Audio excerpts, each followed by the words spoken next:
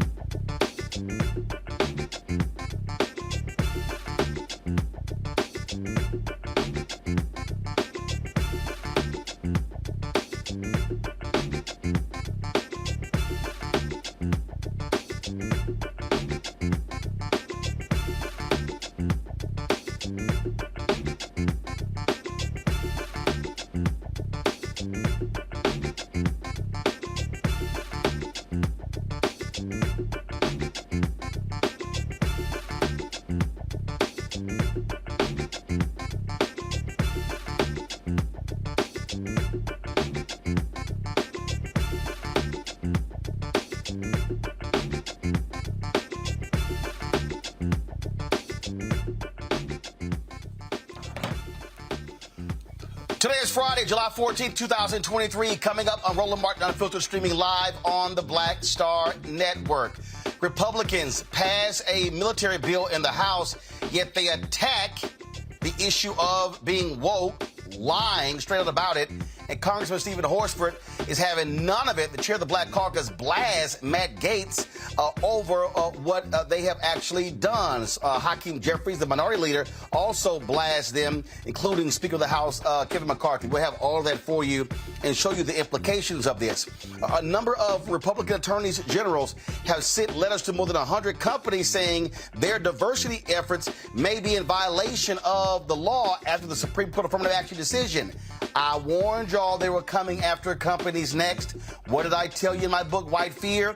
We'll unpack that as well. Also, on today's show, the city of Evanston begins to pay out reparations to its citizens. We'll have someone to explain exactly what that looks like and what it means. Plus, SAG-AFTRA is now on strike. They have now joined the writers. Actress Yvette Nicole Brown will join us to talk about what this means for Black consumers and for Black Hollywood. It is time to bring the funk on Roland Martin Unfiltered on the Black Star Network. Let's go. He's got it. Whatever the miss, he's on it. Whatever it is, he's got the scoop, the fact, the find. And when it breaks, he's right on time and it's rolling. Best believe he's knowing. Putting it down from sports to news to politics. With entertainment just for kicks, he's rolling. It's on go, y'all. It's Roland Martin, yeah. Rolling with Roland now.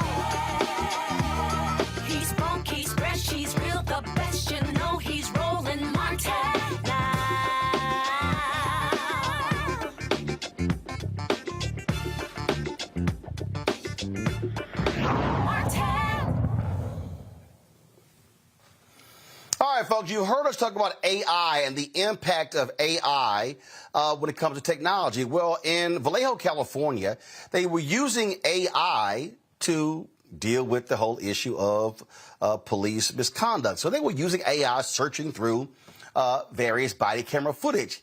Guess what happened? The software firm that was charged with doing this, they actually began to find more instances of police misconduct, and what that did was piss off the police union. So the police chief there has shut down the analysis. I'm sorry, don't you think the police chief would want to root out misconduct? No, that's not what happened. They want to get rid of it. Civil rights attorney Melissa Mold joins us from Vallejo, California. Melissa, glad to have you here. So let's walk through this here. I'm confused. If you're the police chief, don't you want to get rid of police misconduct? Well, you would think so. But the issue that we had here is it wasn't even actually the police chief at the time. The police chief at the time was trying to do what was right and get the department in order. That he was our first black police chief in Vallejo, California. When he initiated this auditing and got these results, they actually sent him a death threat and ran him off. He resigned, and then the interim chief was the one that canceled this termination. Chief Shawnee Williams was the one that received the threatening correspondence in response to trying to audit the department. And as a result, now we have an interim chief who's prepared to allow the department to continue its reign of terror. So let's be clear here. The black police chief said, hey, let's use AI to study body cam footage. So was it an outside company that created the algorithm or whatever to study the body camera footage? Yes, it was an outside company that the chief had contracted with to do this analysis of the officers based on right now the DOJ efforts to help work on police reform prompted that, and then he took it from there. All right, so they go ahead and do this, and then all of a sudden they do their analysis, and then they start seeing more stuff. What do we know? What type of misconduct they discovered? No, as I understand it, as soon as they came back with concerning, troubling findings, that's when the efforts to get rid of the chief were underway. They did a vote of no confidence, like I said, the threatening correspondence to Mr. Williams. And then from there, I don't think that they ever got to the point of doing a further analysis to determine the specific kinds of misconduct that were identified, because the police union wanted nothing of it. But, this is a police union that's been running the city of Vallejo for years. There's been, racism, corruption, violence at the hands of this union. So not shocking to us that live here that the union is still preventing any kind of real transparency and accountability. Was it Vallejo or was it another police department in California that became the first to really begin to use body camera footage? And the reason they did this was to, one, help officers because people were making claims of police misconduct. And again, I can't remember if it was Vallejo or another agency, but whatever the agency was in California, they saw a drop of police abuse allegations filed against them because of body camera footage. The point of the body cameras is to protect the officers, to show what actually happens, but also protect the citizens. Sounds like this union is pissed off that it's showing corrupt cops. And that seems to be how we feel about it. They've done a lot. There's been a lot of death. There's been a lot of violence. And they've had a stronghold on the city for a long time. So when you finally got somebody that wanted to actually look into the fine details of what was going on to actually make some changes, they didn't want to see it. They didn't want to see anything that would result in them not being able to have the power over the city, the power over the purse strings of the city that they've had for many, many decades. So this deputy police chief, who is now the interim police chief, Jason Todd, what's his rationale for doing this? He hasn't provided anything. He was supposed to be in as the interim chief. His decisions so far have been troubling. I just know during the time that Chief Williams was there, we had 3 years with no force, no shootings. I had not received cases. I wasn't getting calls. We were actually starting to see some changes. Deputy Tall was there with Chief Williams as his right-hand man. As soon as Williams was gone, Tall went right back onto the agenda of the police union, which is to push forward, to do whatever they want, to not be held accountable, to not have any sort of disciplinary actions. And so Tall, without giving any explanation, let us know that he's going back to the status quo of Vallejo, which is to do whatever they want and to expect us to all just, tolerate their. Well, what the hell is the mayor of the city council doing?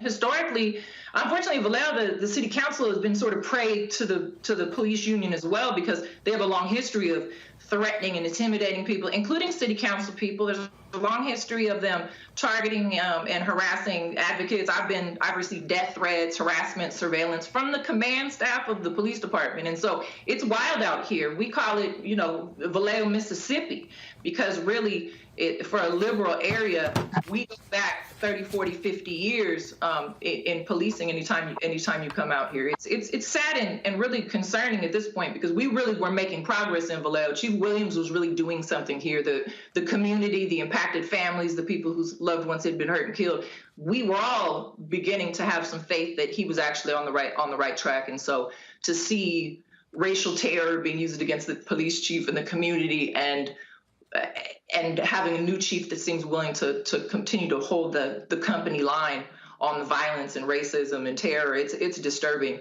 And we're just hoping at this point that the DOJ gets in and takes over the situation before somebody else get killed. They shot a man, an unarmed man, in the face like 2 weeks ago in Vallejo, and we had not had any incidents of police shootings in over 3 years.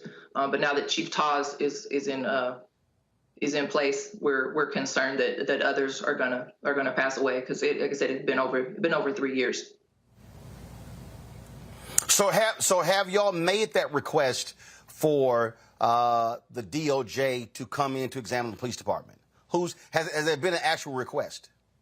Yeah, so technically they're already here. What happened 3 years ago after there was 2 controversial shootings within a year time? My client, Willie McCoy, was shot 55 times as he slept in his car at a Taco Bell. And a year later, Sean Monterosa got killed. When Sean got killed, the DOJ came in to do what was supposed to be a collaborative review, where the police department, Vallejo Police Department, was supposed to be initiating some reform measures that had been determined that they needed. And so they were supervising that. Now the department has done virtually none of these 45 things that they were supposed to be supervised to be doing. And so the DOJ now is indicating that they're going to potentially come in to put in a federal monitor, to have a consent decree to actually force Vallejo to do the reform that they've been promising and pushing off for years. Wow, that's absolutely crazy. But again, it goes to show what we talk about when you have these cities that allow these unions to have far too much power and control, and they don't actually care about the citizens, and they are not there to protect and serve the citizens. Absolutely. I mean, at this point, they're holding the city.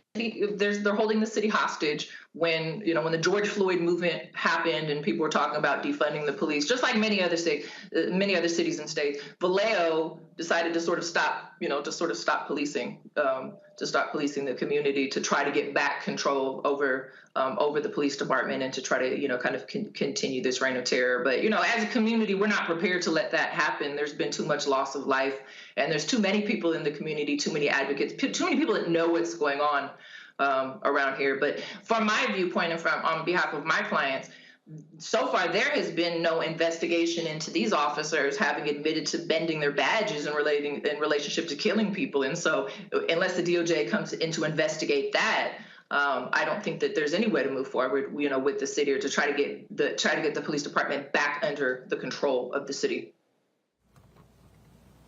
Absolutely insane what is happening there. Melissa, keep up the good fight, and certainly keep us abreast what happens there in Vallejo, California, because, again, the whole point of body cameras, and I say this all the time, if you are cops and you are doing what's right, you shouldn't have any issues with body cameras.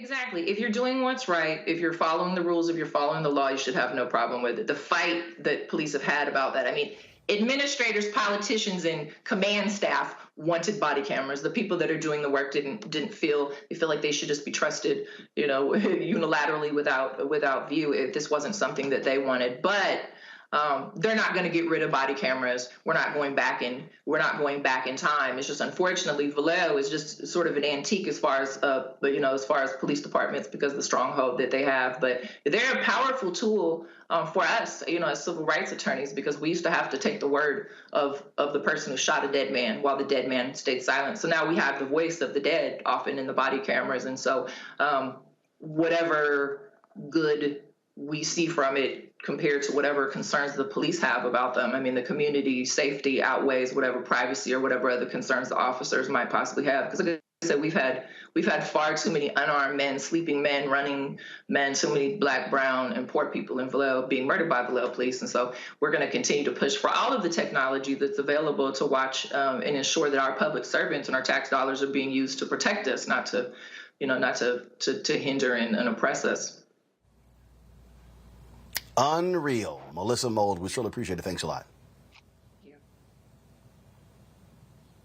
All right, folks, have a break. We come back. We'll talk to our panel about this. We'll also talk about how House Republicans continue their culture wars, attacking woke in the military. Well, they don't even know what the hell that means. Wait till we show you the skirmishes that have been breaking out on Capitol Hill. Don't forget to support us in what we do. Download the Black Star Network app, Apple phone, Android phone, Apple TV, Android TV, Roku, Amazon Fire TV, Xbox One, Samsung Smart TV. You can also support our Bring the Funk fan club. Our goal is to get 20,000 of our fans contributing on average $50 each. That's $4 a year. That's $4.19 a month, 13 cents a day. Check and money orders can go to P.O. Box 57196, Washington, D.C. 20037-0196. Cash App, $RM Unfiltered. PayPal, R Martin Unfiltered. Venmo is RM Unfiltered. Zelle, Roland at RolandSMartin.com. Roland at RolandMartinUnfiltered.com. And be sure to get a copy of my book, White Fear: How the Browning of America is Making White Folks Lose Their Minds. Available at bookstores nationwide. We'll be right back.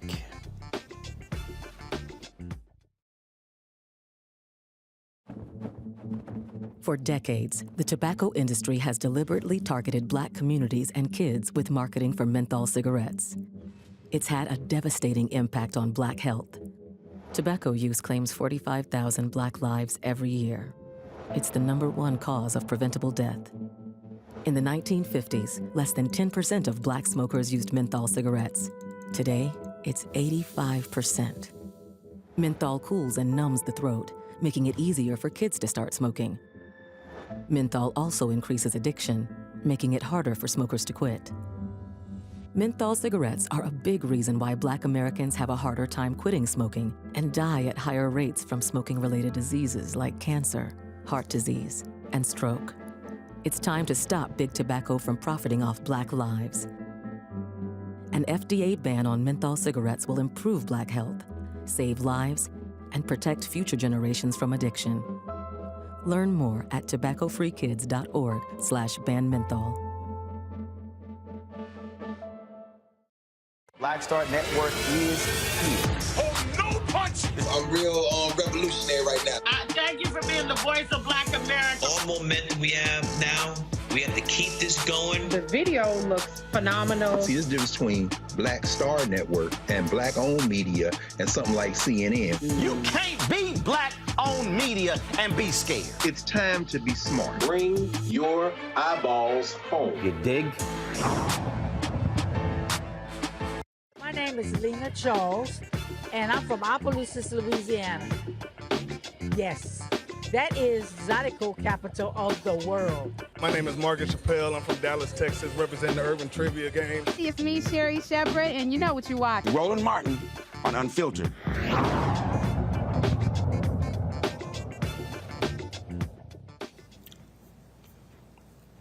Hey, folks, welcome back to Roland Martin Unfiltered. Let's get right to it. Michael Imhotep, host of the African History Network show, joining us from Detroit. Matt Manning, civil rights attorney from Corpus Christi, Texas, and Brianna Cartwright, political strategist. Where you at, Brianna? You in D.C.? Where you at?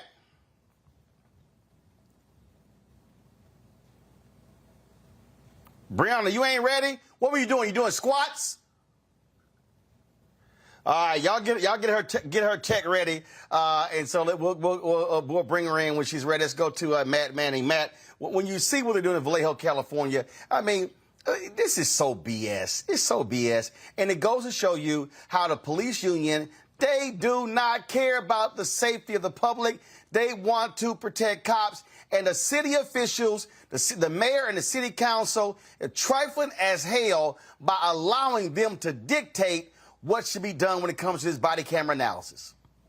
Yeah, they are trifling, and they're afraid of pushing back against the unions. And look, unions are supposed to, support and advance the interest of their members. So that part doesn't surprise me.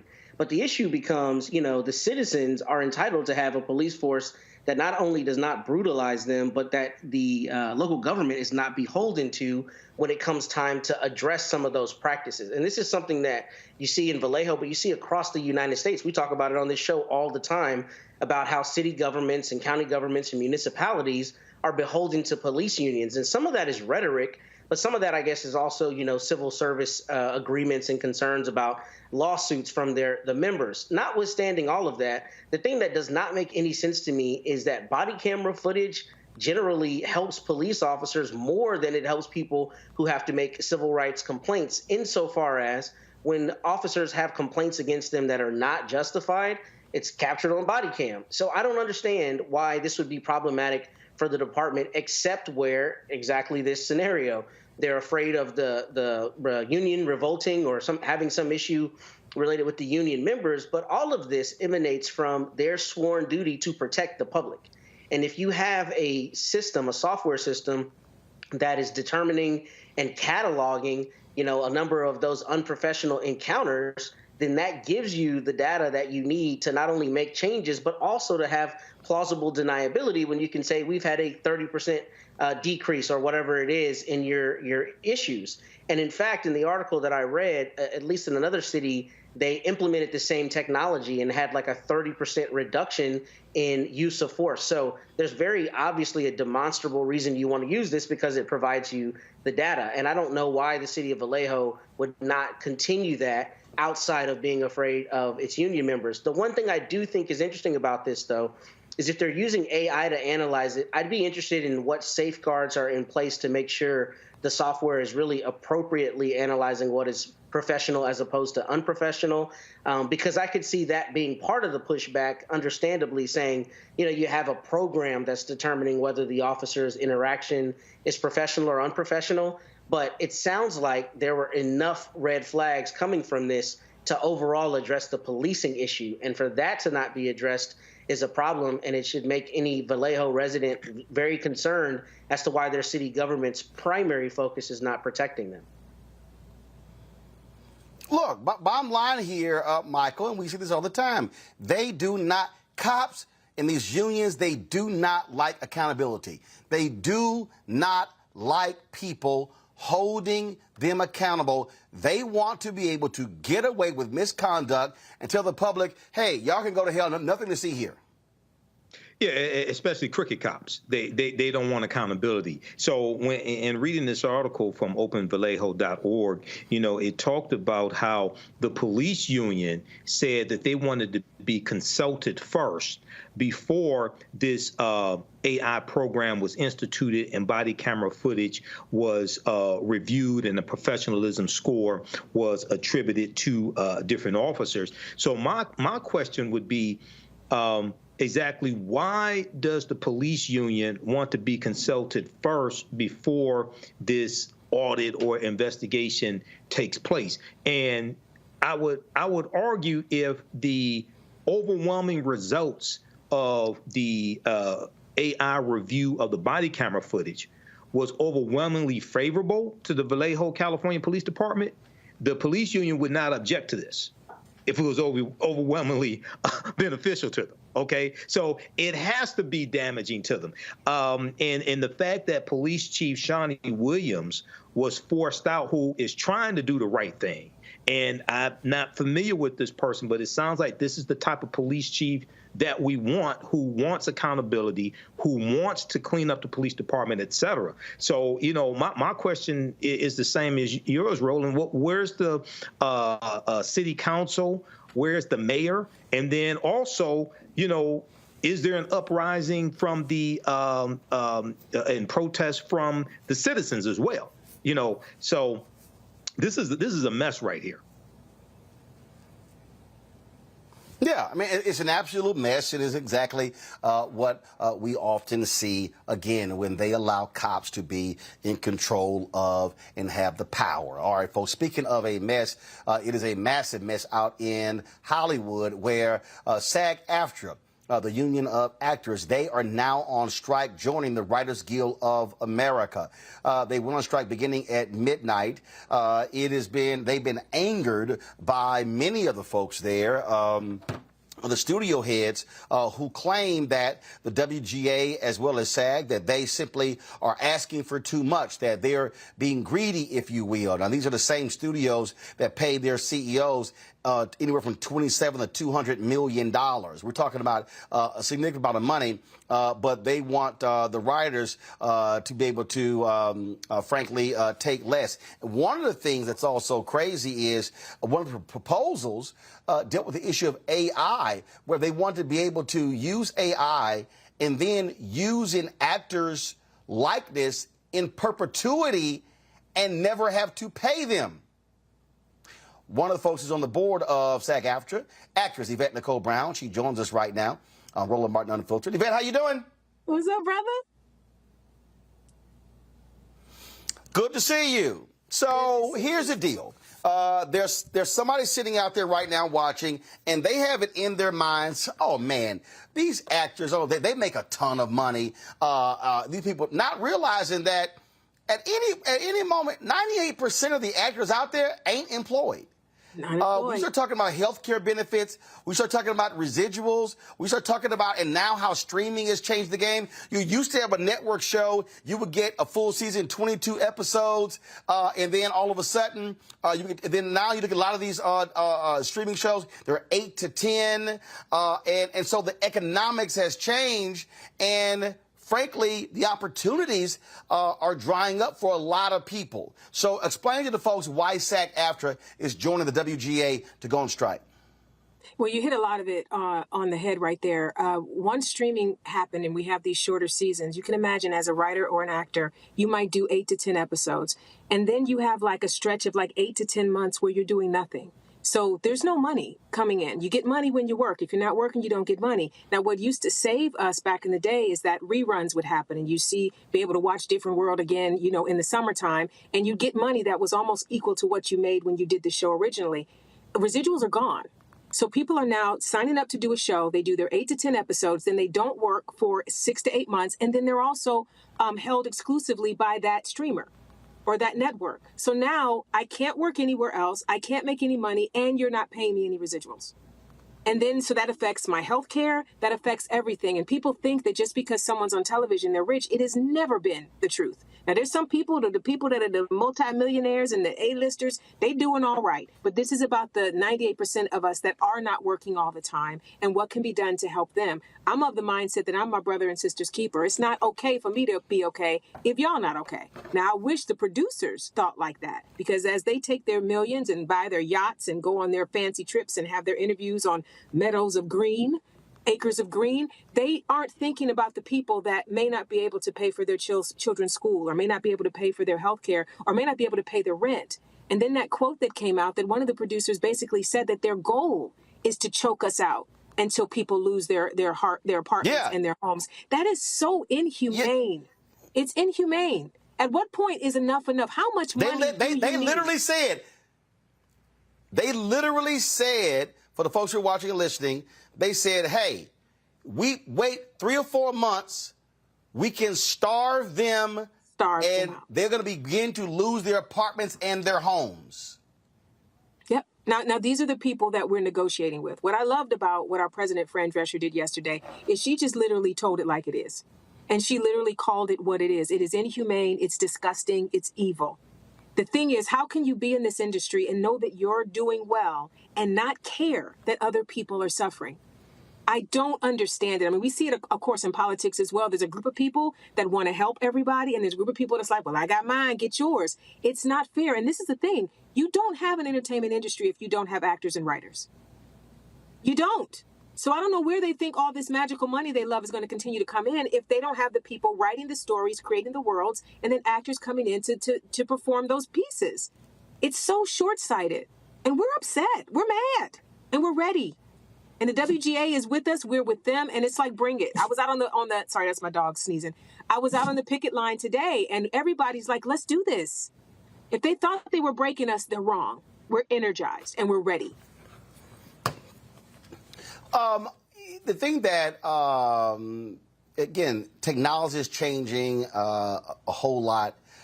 You look at, like, one of the things that's happening, and again, that people don't quite understand. Warner Discovery has done this a lot. They started this, and now the other people are actually following them.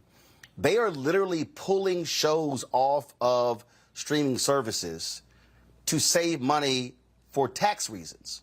Yep. Now, that means that if you are an actor or a director and you put all of your time and energy into this work, then it's not available on the platforms, meaning you can't get paid. They say, oh, we've done the analysis, and these are shows that are not being streamed a lot, so therefore it's costing us money. And I'll give you a perfect example. Last year, when Showtime had their series on Uber, I was watching some other shows. I never got around to it. So the other day, I was like, man, let me pull up my Showtime app and look at the show. Wasn't there. Yep. I was like, wait a minute, this was a series a year ago. This wasn't like 5-10 years. So then I go to Google and type in, like, where's this series? Like, where is it? Can't find it. It's been pulled off the Showtime app. Now, if you want to watch it, you can buy it other places. And I was like, wait a minute, for something that's a year old, that was a several-part series, that was crazy to me. So that means that if you starred in that, if you were one of the writers, if you were one of the producers and directors, you're not getting residuals from the airing of that show because it's been pulled. Yeah, but Roland, it's deeper than that. At least you were able to find it, to buy it. There are shows that are being pulled that never made it to DVD. They never made it to another streaming network. Like sometimes things will air on one network and then a streamer will pick it up or go into syndication. Or the DVD will come out. So you can buy it and get it another way. I have a show. I was on a show called Big Shot on Disney Plus. We did 2 seasons, and Big Shot no longer exists in the world. It's not on DVD. It's not streaming on Disney Plus. It is literally gone. So that means the hair and makeup people that did work on that, the wardrobe people that did work on that, the directors that did work on that, the people who wrote those episodes, and there was the first episode produced for them. There is no place in the world you can find that work now. It's gone. It just happened on Paramount Plus with The Game. The Game is being pulled off of Paramount Plus. There's been a lot of shows like that. And so I think also there should be a fight about where can I find my work? This is what I put my heart and soul into. And that means if I ever want to do a reel to show what I did when I was in a drama with John Stamos, how am I going to do that? This is serious. It's a complete disrespect for the creative artists. Completely. Be they makeup, hair, wardrobe, props. There's no love. And this is the other thing someone else mentioned to me. Back in the day, the studio execs used to be people that moved up in the ranks of entertainment. And now they're like Wall Street people and investment bank people. These are people that are bean counters. And it's really all about the bottom line and what kind of profit they can then send to their shareholders or their CEOs. And it's like it stopped being about the art, that we've lost the heart of the art. And that's why we're in this situation where we're like, don't you understand that you don't have a business without us? And why would you be okay making all this money and not sharing the benefits of what we create? Hold tight 1 second. I go to a break. My panel got some questions as well. Folks, we're talking the SAG-AFTRA strike. They have now joined the Writers Guild of America on strike. Guess what? You ain't seeing red carpets. Gone. You are not seeing actors doing any interviews. They're forbidden to do interviews touting any projects. And so you're not going to see any new shows as long as the writers and the actors are on strike. And so we'll talk more about that right here on Roland Martin Unfiltered on the Black Star Network. Back in a moment.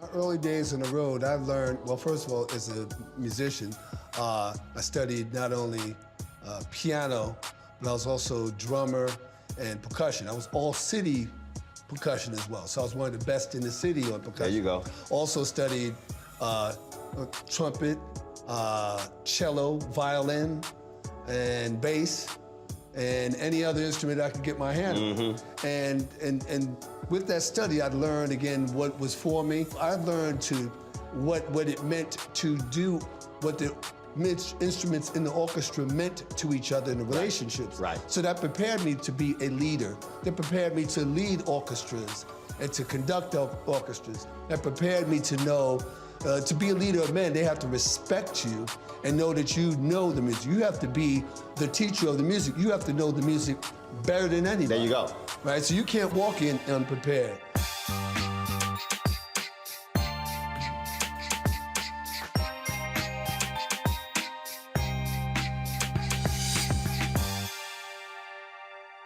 Hatred on the streets, a horrific scene, a white nationalist rally that descended into deadly violence.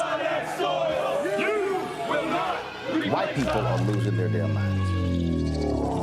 As an angry pro-Trump mob storms the U.S. Capitol, we've seen shooting. We're about to see the rise of what I call white minority resistance. We have seen white folks in this country who simply cannot tolerate black folks voting. I think what we're seeing is the inevitable result of violent denial. This is part of American history. Every time that people of color have made progress, whether real or symbolic, there has been what Carol Anderson at Emory University calls white rage as a backlash. This is the rise of the Proud Boys and the Boogaloo Boys. America, there's going to be more of this. Here's all the Proud Boys, Dave. This country is getting increasingly racist in its behaviors and its attitudes because of the fear of white people. The fear that they're taking our jobs, they're taking our resources, they're taking our women. This is white fear.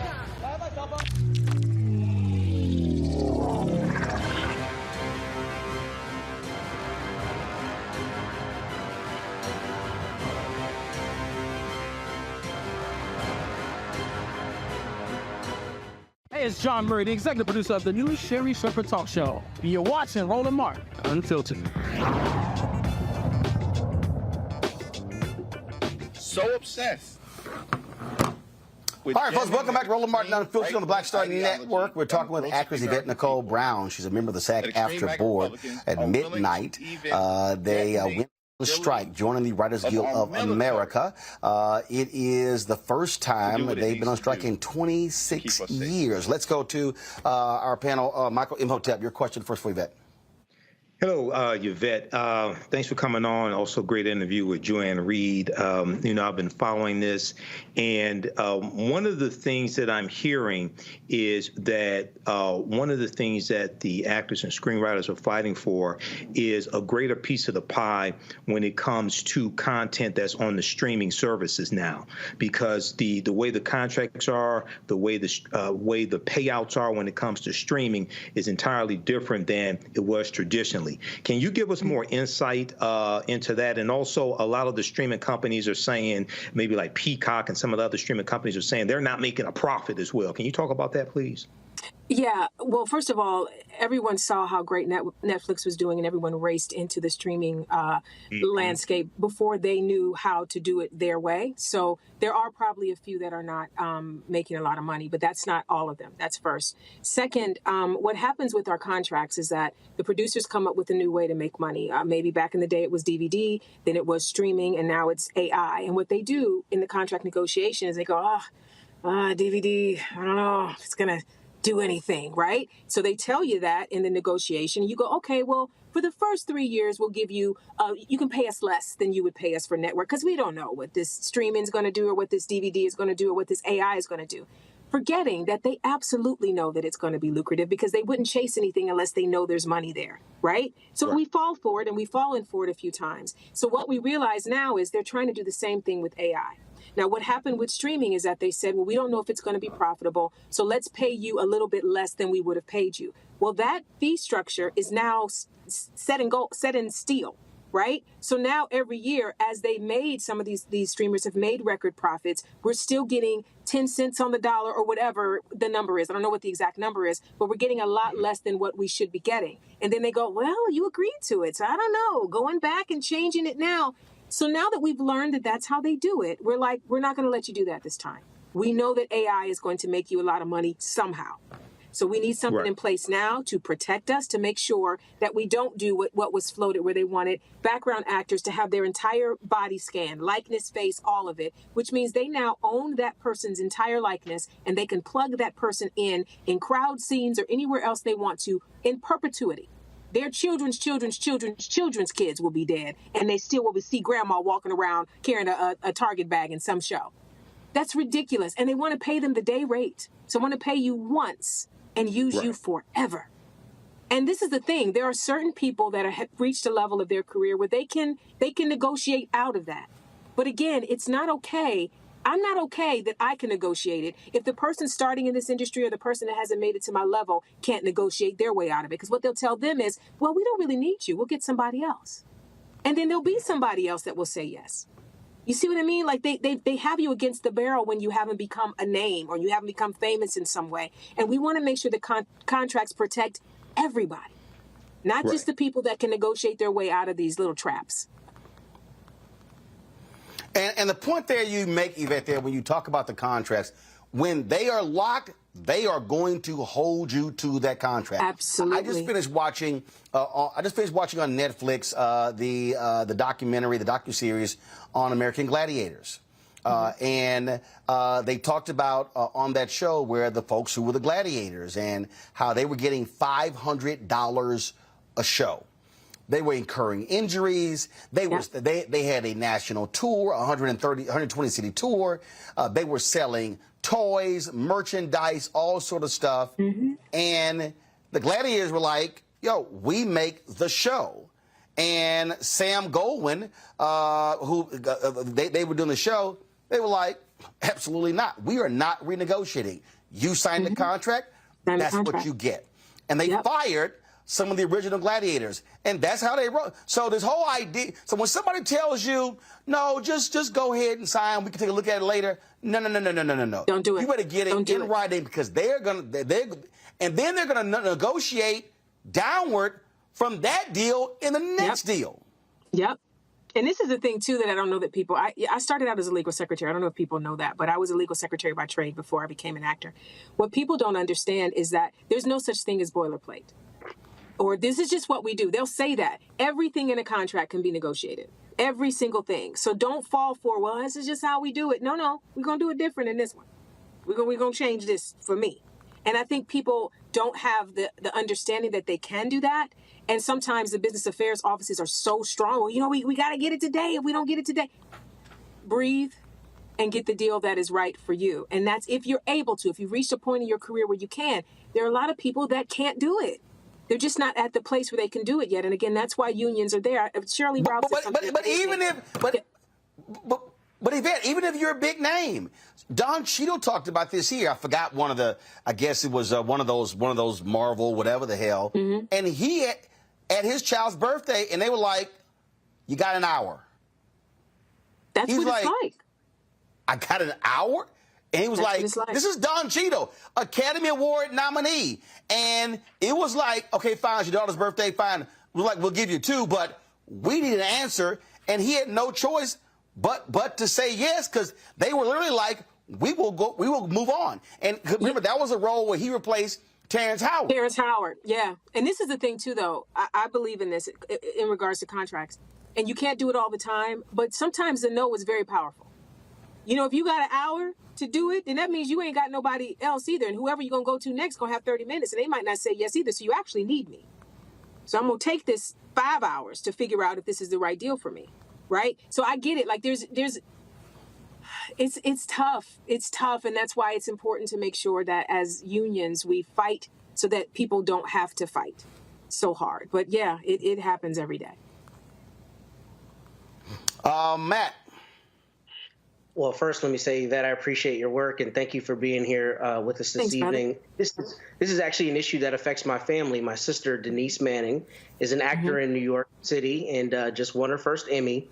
And, I reached out to her and I said, niece, what do I ask particularly to make sure that people understand this? And one of the things that was really important is she told me that a lot of this issue is framed about Hollywood and glamour. But as you've said, 98% of people in the industry don't fit that A-list kind of designation. So first, what suggestions do you have for people to really understand the gravity of the issue? You've kind of touched it, but anything anecdotal that might be helpful. And then secondly, she instructed me to say that people need to not use streaming services, and that's one way that they can support.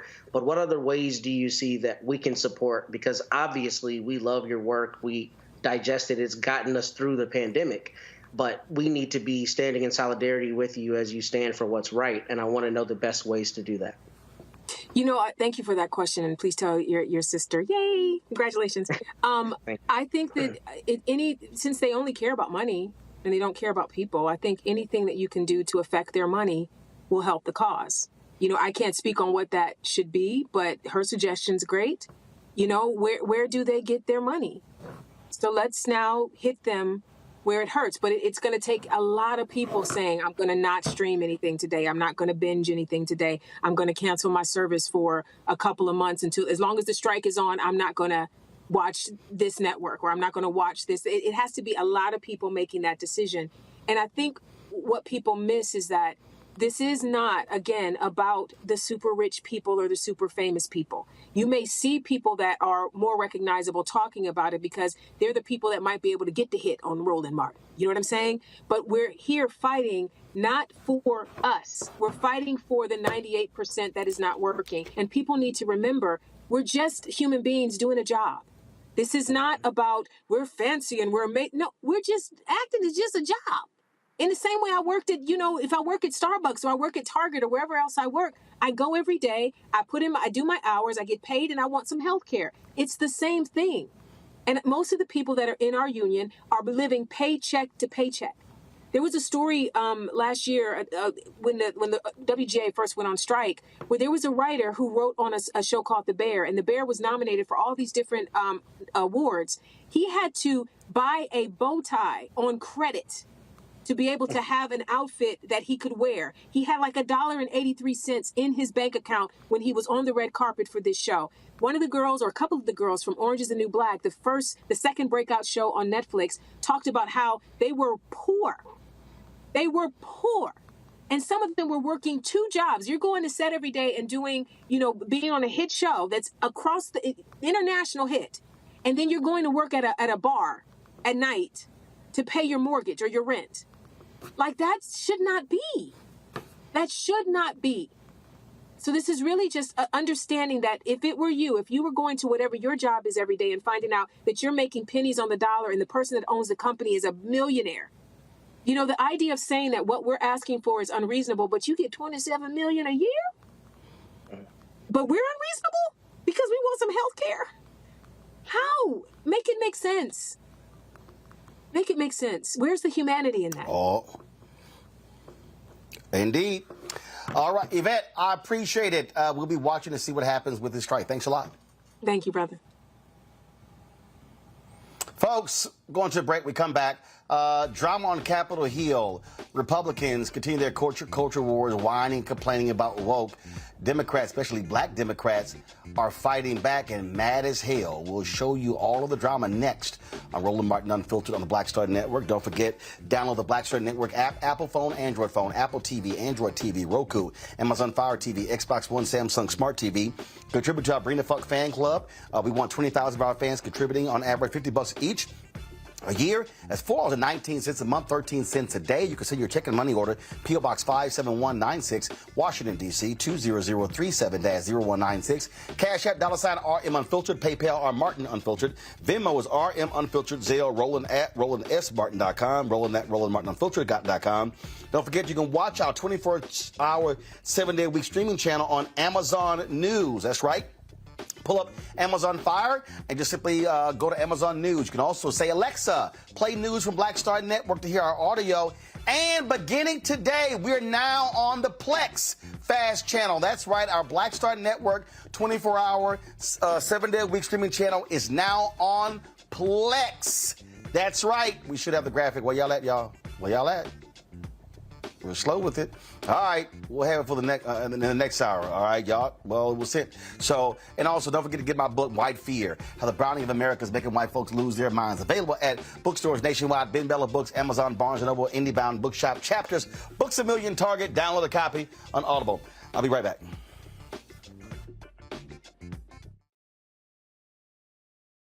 When you talk about blackness and what happens in black culture, we're about covering these things that matter to us, speaking to our issues and concerns. This is a genuine people-powered movement. There's a lot of stuff that we're not getting. You get it, and you spread the word. We wish to plead our own cause.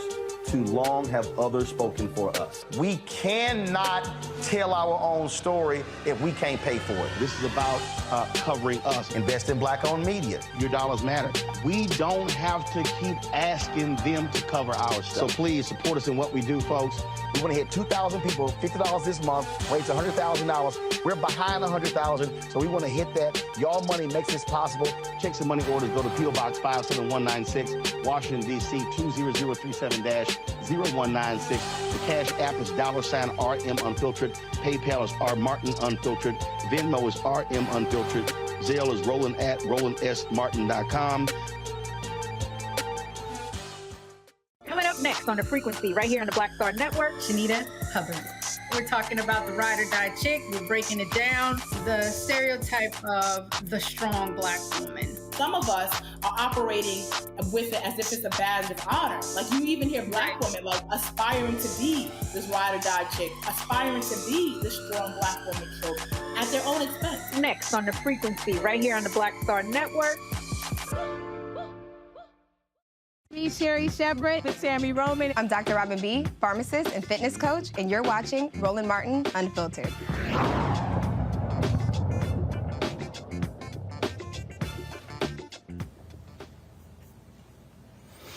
Man, fever in the funk house on Capitol Hill, y'all. It has been absolutely crazy.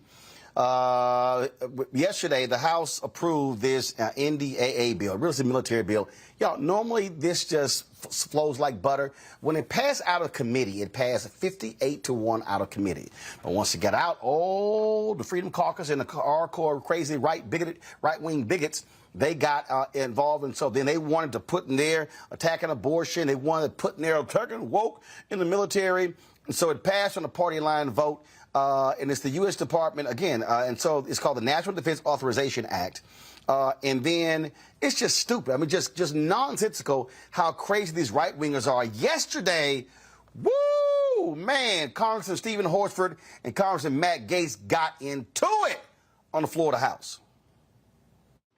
There is a time in every debate where everything has been said, but not yet by everyone. And that may be where we are in the DEI debate. But what I bring to the House now is the most fulsome amendment to completely remove DEI from the DOD. And even if my amendment doesn't pass, I want my colleagues to know that this NDAA in the base bill takes a meat cleaver to DEI. And the amendments that we have adopted in the last round of voting have certainly ensured that DEI, regardless of the passage or not of my amendment, will not be a principal feature of our military service if this bill becomes law, and that would be a great thing for our military. That said, it's important to note that in the name of DEI, our military has done some pretty strange things. Secretary Austin, in his first act, ordered a 24-hour stand down so that everyone could reflect on their extremism. The reality is even majority-minority units in the military found this divisive. They complained to my office, and certainly it did not create a more lethal force.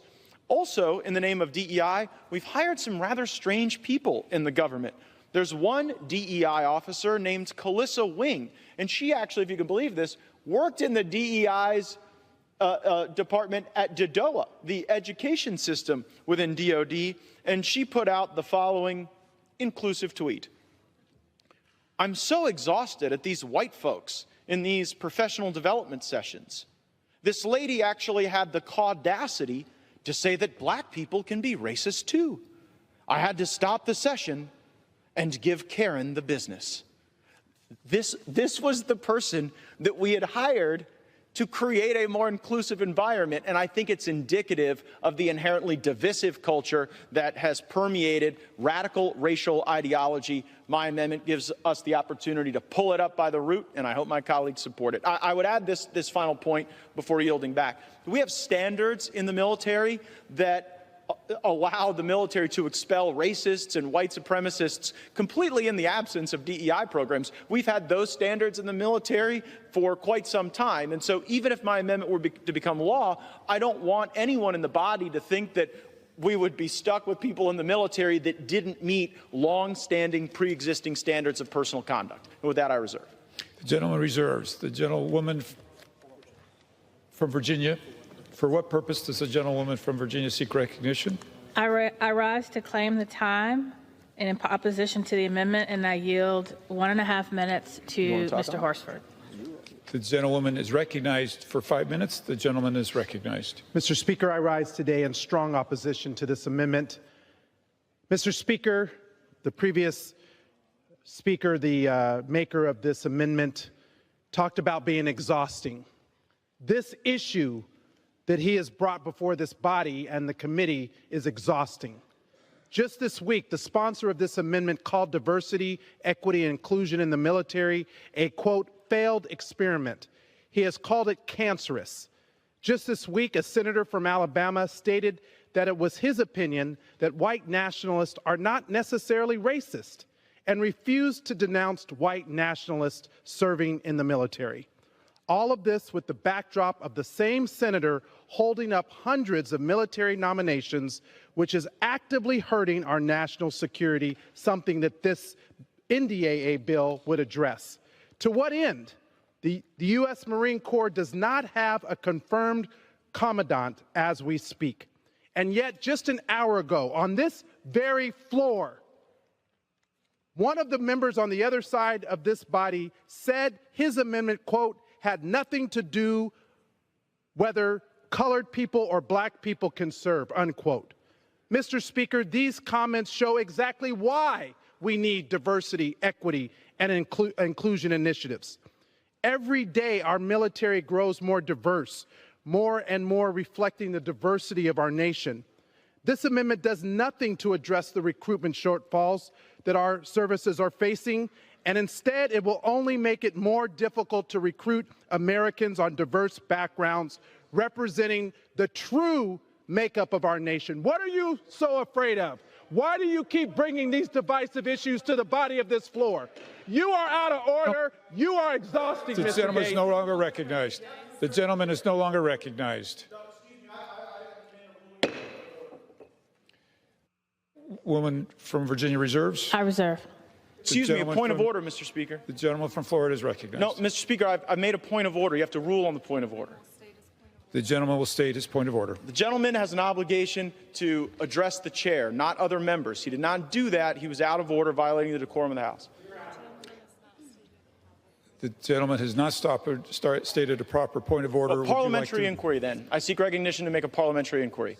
The gentleman will state his parliamentary What is the question. parliamentary mechanism that requires an individual to address the chair? Because if it's not that, and we can address each other, let's do that for the rest of the debate. The chair will not engage in this dialogue. Would the gentleman like to be recognized for his 5 I want to be minutes? recognized for a parliamentary inquiry. The gentleman is not recognized. I'm not recognized for a parliamentary inquiry? I'm not recognized for a parliamentary. Show you the idiots on the right. Now, Kevin McCarthy, the Republican leader, the Speaker of the House, This is what this fool had to say today.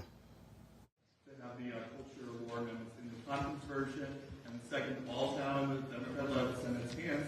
What message is the House sending to the Senate with this bill? Just focus on the military. Stop using taxpayer money to do their own wokeism.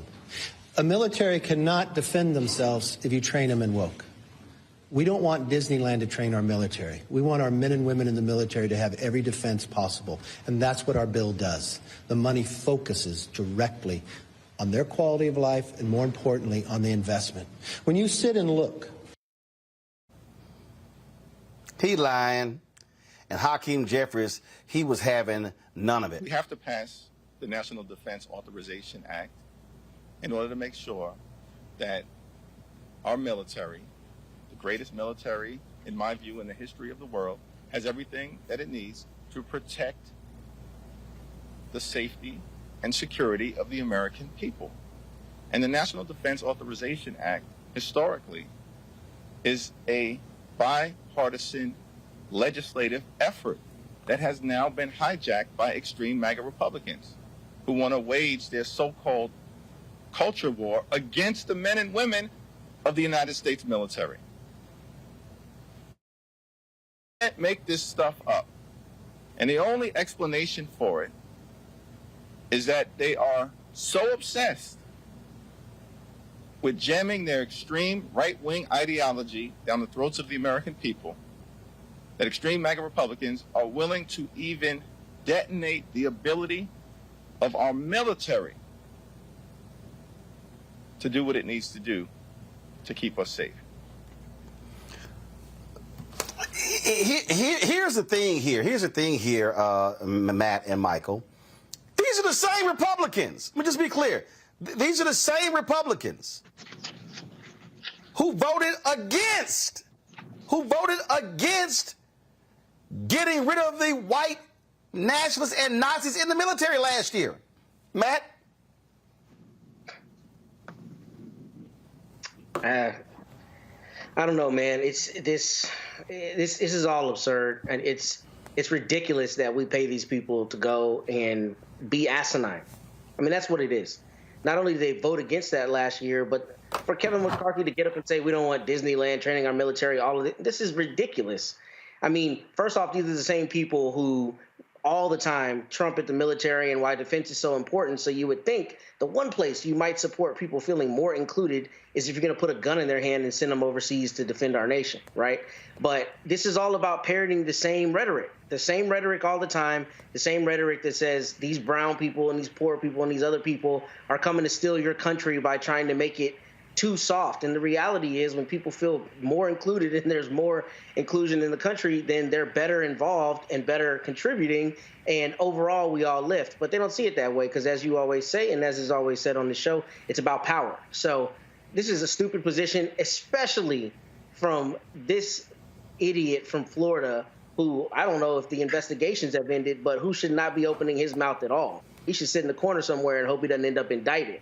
But this is asinine, and it doesn't surprise me because they're parroting the same things that we see Republicans saying in the state houses and the same kind of policy that they're pushing all across the country to try to keep us down.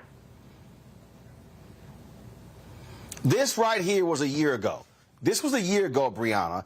House Republicans all vote against neo-Nazi probe of military police. And they're so upset, oh my God, our military is woke. Because here's the real deal. Republicans are pissed because they're trying to get rid of their voters in the military. They want racists out of the military. They want them in, and Tommy Tuberville said it. The white nationals, they're Americans. Right. They tend to pretend, right, that they're progressing, DEI, and they did affirmative action in universities, and then they take away. They pretend like, oh, we care about not racism, and now it's racist to make sure there's inclusion. I mean, honestly, it's clear that when there's diversity, everything is elevated, it's better. But I know that they know that they can't rise to the occasion. And so instead, they try to suppress us. And honestly, we're allowing Florida to spread across the United States way too much, and Gaetz should be in prison. They do not. Let me be clear. Let me be clear here, Michael. They don't like black people. Correct. Republicans were happy with the Supreme Court affirmative action decision. They were elated with these Republican attorney generals sending a letter around threatening companies saying we're going to go. You can't have DEI programs. These people they're elated with voter suppression. They don't. This is a white nationalist Republican Party. Period. Absolutely. This is the white nationalist Republican Party, and their Lord and Savior, Benedict Donald, is the head of the white nationalist party. This is why they were against getting rid of white supremacists and white nationalists in the military and in the police department, because these people are white supremacists and white nationalists. Don't forget, when the Domestic Terrorist Prevention Act came up for a vote in the House of Representatives, I think it was 2022, and it came up after the Buffalo, New York shooting at the Top supermarket, all the Republicans in the House of Representatives voted against the Domestic Terrorist Prevention Act, except for Adam Kinzinger, who was on the January 6th committee, and he didn't run for re-election. So, but it's important for people to connect the dots to this. This goes back to the September 2020 executive order that Donald Trump did banning diversity, equity, and inclusion when it came to the training of federal employees. That's when that started. That's even before Chris Rufo came out with his tweet in March 2021 talking about how they were going to redefine critical race theory, okay? This you can draw a direct line to all this. That's also connected to the response that Senator Tim Scott did to 2 years ago to President Joe Biden's State of the Union address, when he said America's not a racist country. And then the next line after that was, and I'm paraphrasing, it's wrong to have policies that address those historical inequities, things like this. All that's connected. So we have to understand these people are crazy. They are trying to suppress us, and we have to vote them out of office. This is all about power. Yep, that's exactly what it is. All right, folks, hold tight 1 second. Got to go to break. When we come back, we'll talk about Evanston, Illinois. They have started their reparations program. We'll explain exactly what's happening there. You're watching Roland Martin Unfiltered on the Black Star Network.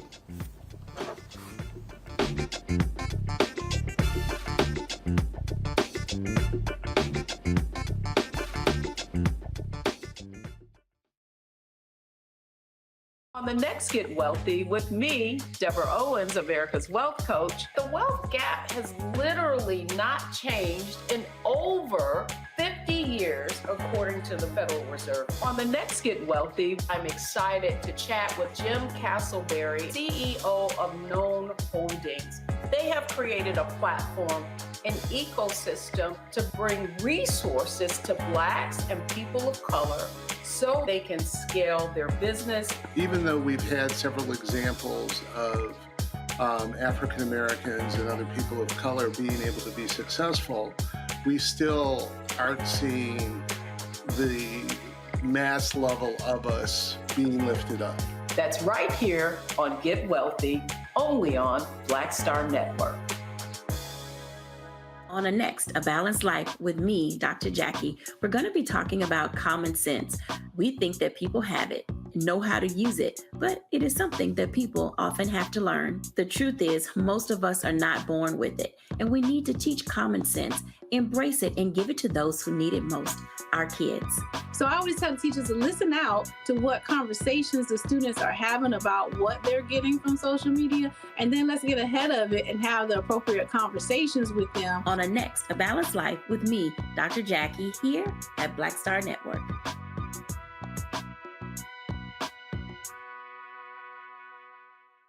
I am Tommy Davidson. I play Oscar on Proud Family, Louder and Prouder. Right now, I'm rolling with Roland Martin, unfiltered, uncut, unplugged, and undamn believable. You hear me?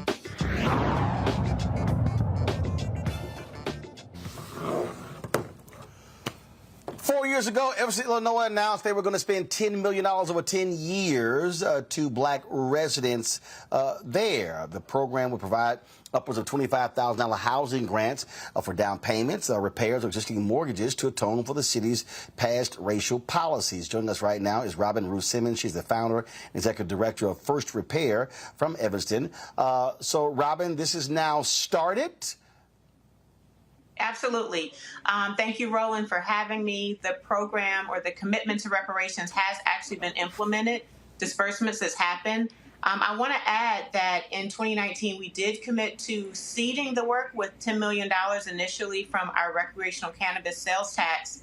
And since then, we've added an additional $10 million from real estate transfer tax and are looking for additional revenue streams, as well as additional forms of repair, different remedies to implement. But to date, we have begun dispersing the $25,000 direct benefits to build wealth through home equity, as well as recently expanding our program to include cash benefits as an option. So over the last month that this has been an option, we have had more of our recipients select a cash benefit for their reparations. What has been the response of residents? Do you have folks, granted the city council passed this, do you have folks who are opposing this, who still find this to be a bad idea with taxpayer funds? Well, I'll say we have broad support in the city. The initial legislation passed in 2019 with an 8-to-1 vote. Future votes have passed either unanimously or 8-to-1. And you're never going to have 100% support. So we have some residents that early on felt very strongly that only cash is an appropriate form of repair. We have made that adjustment. And we have few that have spoken publicly about their disagreement to advance reparations with taxpayer dollars. But we do know that thought is out there. Overwhelmingly, we have support in our city from the allied community, of course, from the Black community, to advance reparations. There is more question about forms of repair, urgency, amount, and so on. So we continue to work through the complicated process to implement reparations in Evanston.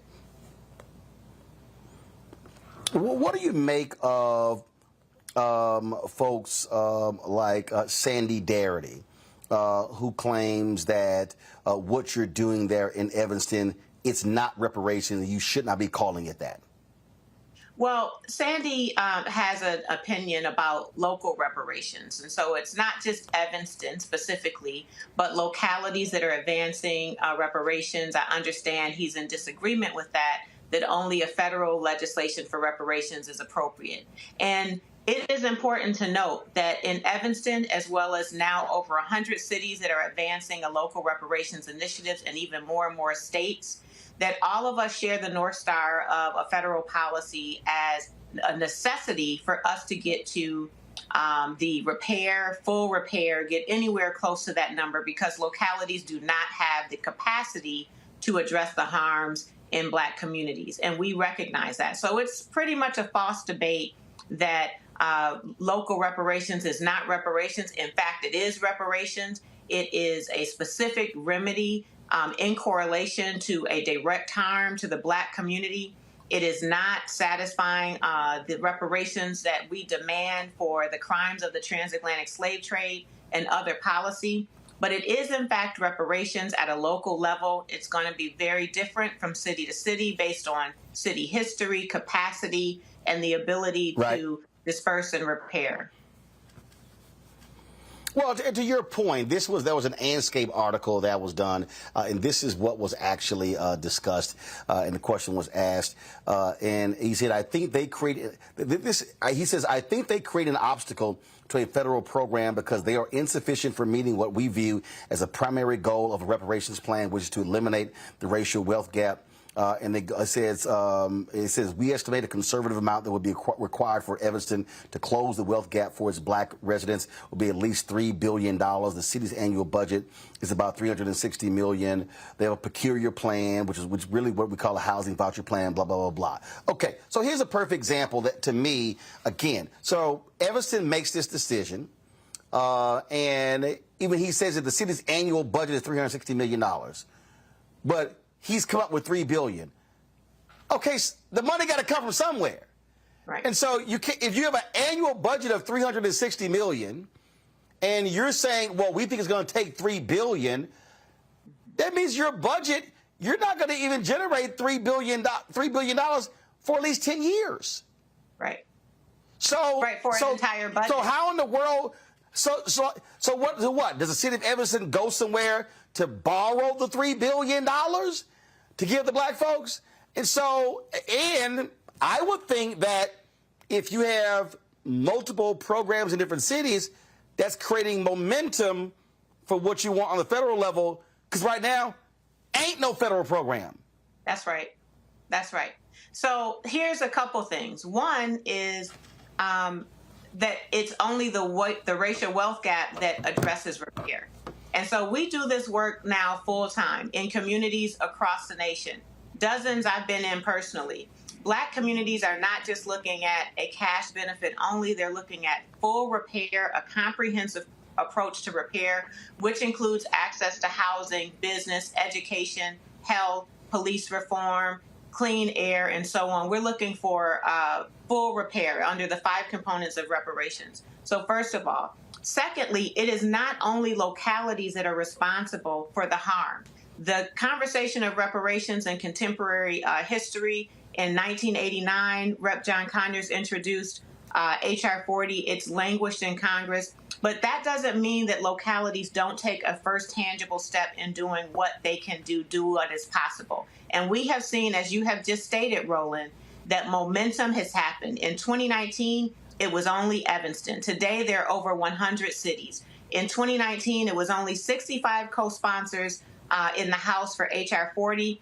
And the last Congress ended with 219 co-sponsors and yes votes for H.R. 40, a Senate companion bill, hundreds of allies organizations that support reparations, and more momentum. The movement is being professionalized by foundations that are providing resources, funding, and other technical assistance so that we can get to liberation and repair in the Black community. So again, I just simply think it's a false debate to say that local reparations is not reparations. I do agree that local reparations alone is insufficient. And that's why I am encouraged to see that it's not just states or municipalities, it's now states. Look at the great work that's happening in California, the great work that's been introduced in the state of New York and Massachusetts. We see counties beginning to have the conversation on reparations, more and more institutions and industries. The Academy has joined the case for reparations. And so like any other important public policy, federal public policy, when you think about school desegregation and fair housing and marriage equality and ban the box and even cannabis now being a federal conversation, it starts with a local spark, a grassroots leader, a municipal law, a state action, and then we get to a federal policy. And so I'm just encouraged and stand with all the other local leaders, stand with those that are working on local initiatives, that we are making progress. And in Evanston, we are dispersing reparations. Michael. Hey, Robin. Good to see you again. Hey, how Congratulations. Are you? I'm all right. Thank you. Congratulations on the documentary. For those that don't know, I interviewed Robin 2 years ago on the African History Network show. So it's great that this is paying out. I know there's a lot of hard work. When we talked, one of the things we talked about is how Evanston, Illinois did not have a history of slavery. And there were so many reparations reactionaries out here attacking what you were doing and what the city council was doing. Can you talk some about that, why you chose the housing vouchers as opposed to quote unquote reparations for slavery? And then also there was a 70-page study that was produced that preceded the recommendations, the policies that you all did. Talk about why was that 70-page study? Because you have so many hashtag cut the check people out here saying we don't need a study, just cut the check. Can you address that, please? Absolutely. So first of all, it's important to know that one of the most important practices of reparations is that the harmed community, the Black community, is really prescribing what redress looks like. And it's important to know that the Evanston Black community went through a process in 2019 where we heard and by consensus moved forward with prioritizing housing. Now, as you mentioned, that report complemented the demand from the community. The report was done by Shorefront Legacy Center, led by Dino Robinson and his colleagues, and it showed anti-Black housing practices, zoning laws, housing policy that is responsible for stripping away wealth and opportunity in Black Evanston and is responsible for our current racial segregation today. I live in the west end of the 5th Ward. I served as councilwoman here for 4 years. It's still the most concentrated Black community, also most concentrated disinvestment in everything, least community amenities, no neighborhood school, no walkable access to healthy foods, air quality issues, deteriorating housing stocks. The list goes on, and our story in Evanston is like every other city in America, and that's why local reparations. But thirdly, it's important to know that this is not a slavery reparations. This is not to compete with the demands for H.R. 40. This is specific to the business and anti-Blackness of Evanston. And our legal counsel, our corporation counsel, Nick Cummings, and his supporters and his partners, including Professor Justin Hansford from Thurgood Marshall School at Howard Law School, came up with a legal framework, one that was viable, so that we could move past just the demand and the case for reparation, which we've been stuck in for so long, and get into implementation and disbursement. And so that legal framework was really key in us having a strong case, one that would withstand legal challenges, which we've had from conservative groups from outside of Evanston, from Texas and DC. They have tried to challenge our work, but our work is very thoughtful, it's very smart, it's careful, it's narrowly tailored. It includes a home rule municipality. We're using home rule taxes, so we're not using federal dollars that are being passed down and have to deal with blocks from other courts outside of Evanston. We are leading within our values. It is possible for other localities to do the same, and that's how we got to housing. In a long story, that's how we got to housing. The community informed it and prescribed it. The case for reparations was rooted in housing, and the legal framework supported a remedy in direct correlation to the harm, which in the case of Evanston is largely based on housing. All right, thank you.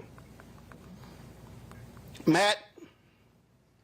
Yeah, so Robin, thanks for joining us this evening. I think this is a brilliant program, and I'm really glad to hear Justin Hansford from Howard Law School was involved, and I'm not surprised at the brilliance of this program. But I did have two questions, and the first is, how did y'all decide on how to determine when harm ended for eligibility purposes? I saw it was between 1919 and 1969, but obviously there are a lot of pervasive effects that continue on to today. So how did you decide to cordon that off? And how does the eligibility work as it relates to descendants of people who experienced that, number one?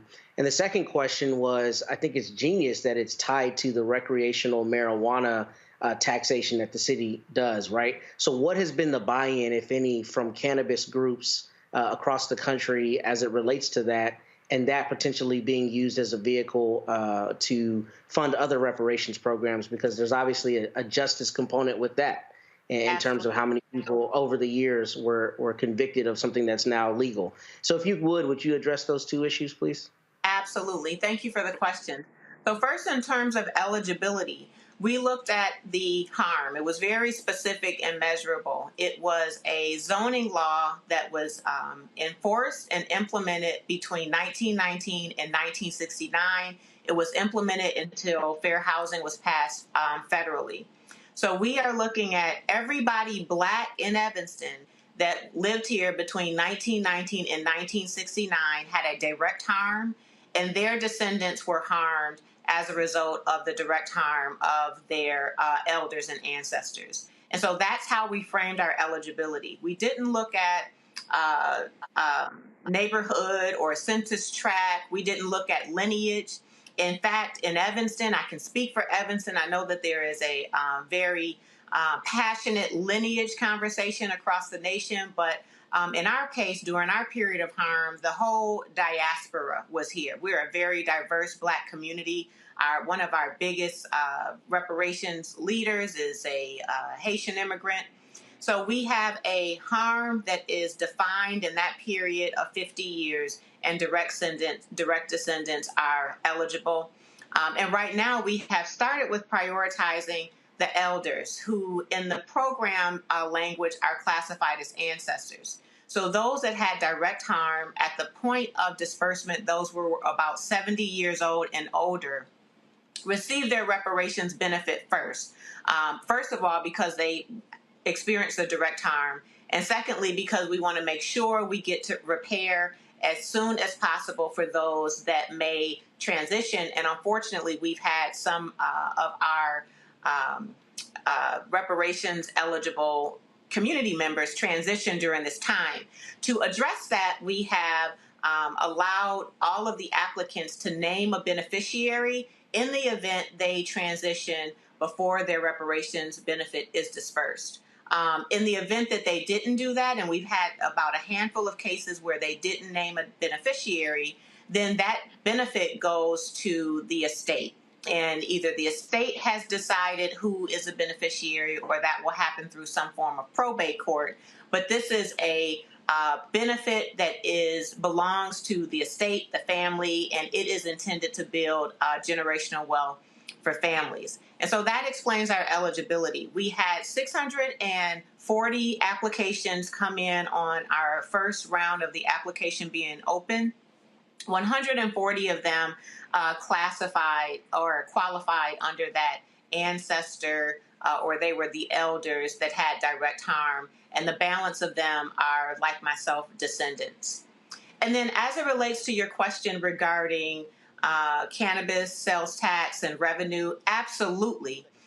The cannabis law, even written in Illinois, had language about reparative justice and even reparations, but it was more so as it relates to dispensaries and the business of cannabis, the industry of cannabis. And we thought it important in Evanston that we also look at those revenues, that wealth that's being generated from an industry that has harmed our community. In Evanston, 71% of the marijuana arrests were in the Black community, and we are only about 15% of the population. So there was a clear issue of harm as it relates to over-policing and cannabis in Evanston. Mm-hmm. And we had 100% consensus that we do use the cannabis sales tax to initiate our reparations. Thank you. All right. Robin, we certainly appreciate it. Thanks so very much for breaking it all down for us. We appreciate it.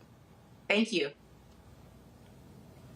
Folks, going to go to a quick break. We come back. The Forestry Service has a program with the HBCUs. We'll break it down for you next on Roland Martin Unfiltered on the Black Star Network. Next on The Black Table with me, Greg Carr. We featured the brand new work of Professor Angie Porter, which, simply put, is a revolutionary reframing of the African experience in this country. It's the one legal article everyone, and I mean everyone, should read. Professor Porter and Dr. Valeethia Watkins, our legal roundtable team, join us to explore the paper that I guarantee is going to prompt a major aha moment in our culture. You crystallize it by saying, who are we to other people? Who are African people to others? Governance is our thing. Who are we to each other? The structures we create for ourselves, how we order the universe as African people. That's next on The Black Table, here on the Black Star Network.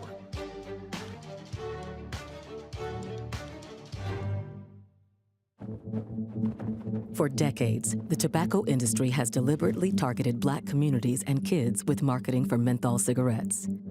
It's had a devastating impact on Black health.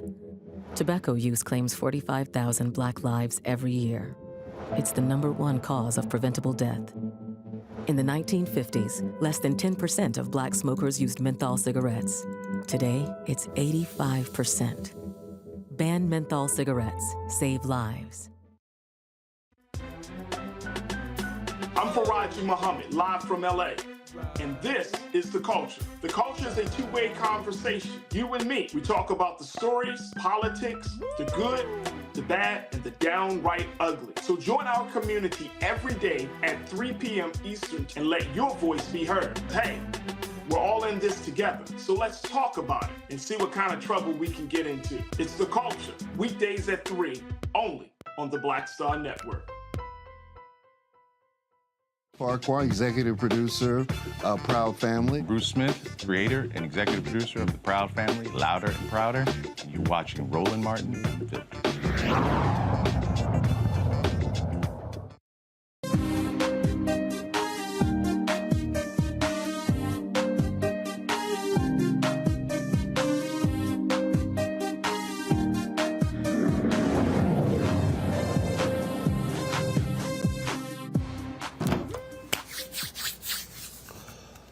Folks, the U.S. Forest Service is joining with 4 HBCUs to create the 1890 Land Grant Institution Wild Land Fire Consortium. 20 students from HBCUs will participate in an apprenticeship program to include training in prescribed burn demonstrations and hands-on experiences tackling forest fires. Stephanie Love joins us from Normal, Alabama. She's the USDA's Forest Service's National Diversity Student Program Manager. So, Stephanie, explain this program.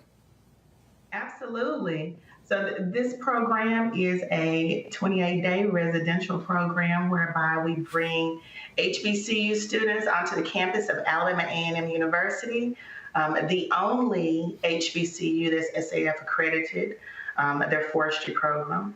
And over that 28 days, we give them hands-on experience with live fire, all different types of exposure to every facet of forestry, especially fire, and the opportunity to be certified in wildland firefighting so that when they leave the program, they can head directly to internships to put it all into practice.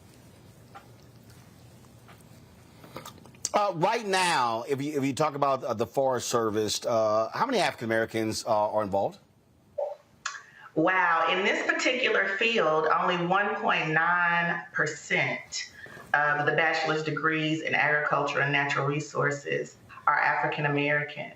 And this particular partnership, of that number, 66% of the Black foresters and wildland firefighters come out of this partnership. So we recognize that the Forest Service has an opportunity to do better as we try to create an inclusive workforce that represents the community that we serve. So our numbers are low, and this program is a step in building and advancing a culture of belonging that empowers a diverse mix of people, people of color across the Forest Service to fulfill our mission.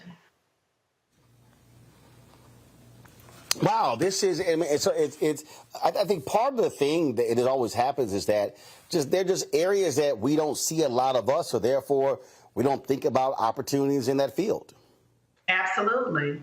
And it's about raising awareness and outreach. You don't know what you don't know. When I became a forester, I didn't know that forestry existed.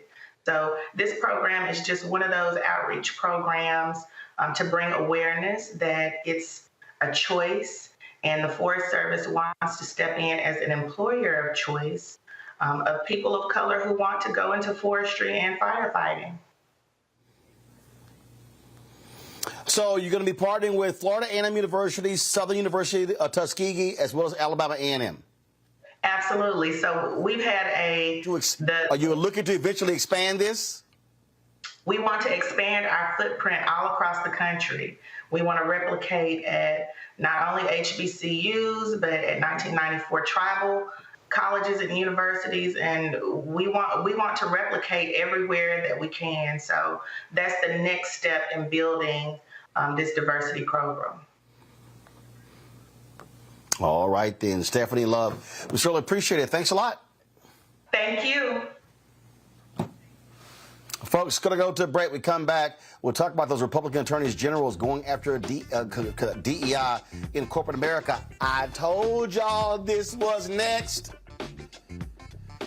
I tell you. YouTube folks, hit that like button. Y'all should easily be over 1,000 likes. Stop playing around, y'all. Comment, hit the doggone like button.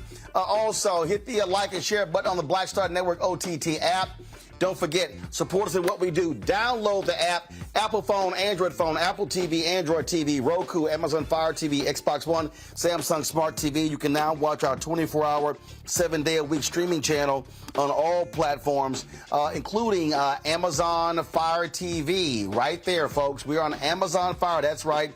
And as I said, we have launched on a new platform, Plex. That's right. We are. You can now see us on the Plex Fast channel as well. And so I told y'all, man, I told y'all we were making moves. Folks thought I was just joking when I said that, but we've been making these moves, focusing and building right here on the network. And so all you got to do, if you go to Plex, in order for us to see us there, what you do is you search search for Black Star Network. You can find us under Live TV, News/Option. Guys, thank you very much. I appreciate that. So again, you can watch a 24-hour, 7-day-a-week streaming channel on the Black Star Network now on Plex. And so on there, just look under Live TV, go to News Plus Opinion. All right, folks. And again, you can join our Bring the Funk fan club. Your dollars make it possible. Folks, all this stuff costs money. We're building. We're trying to get more people to watch what we do here. So give to us via check and money order. P.O. Box 57196, Washington, D.C. 20037-0196. Cash App, $RM Unfiltered. PayPal, R Martin Unfiltered. Venmo is RM Unfiltered. Zelle, RolandSMartin.com. RolandMartinUnfiltered.com. We'll be right back. When you talk about blackness and what happens in black culture, we're about covering these things that matter to us, speaking to our issues and concerns. This is a genuine people-powered movement. There's a lot of stuff that we're not getting. You get it, and you spread the word. We wish to plead our own cause. Too long have others spoken for us. We cannot tell our own story if we can't pay for it. This is about covering us. Invest in black-owned media. Your dollars matter. We don't have to keep asking them to cover our stuff. So please support us in what we do, folks. We want to hit 2,000 people, $50 this month, raise $100,000. We're behind 100,000, so we want to hit that. Y'all money makes this possible. Checks and money orders go to P.O. Box 57196, Washington, D.C. 20037-0196. The Cash App is $RM Unfiltered. PayPal is R Martin Unfiltered. Venmo is RM Unfiltered. Zelle is Roland@RolandSMartin.com. Coming up next on The Frequency, right here on the Black Star Network, Shanita Hubbard. We're talking about the ride or die chick. We're breaking it down. The stereotype of the strong black woman. Some of us are operating with it as if it's a badge of honor. Like, you even hear black women like aspiring to be this ride or die chick, aspiring to be this strong black woman trope at their own expense. Next on The Frequency, right here on the Black Star Network. Hi, I'm Jo Marie Payton, voice of Sugar Mama on Disney's Louder and Prouder, Disney Plus. And I'm with Roland Martin on Unfiltered.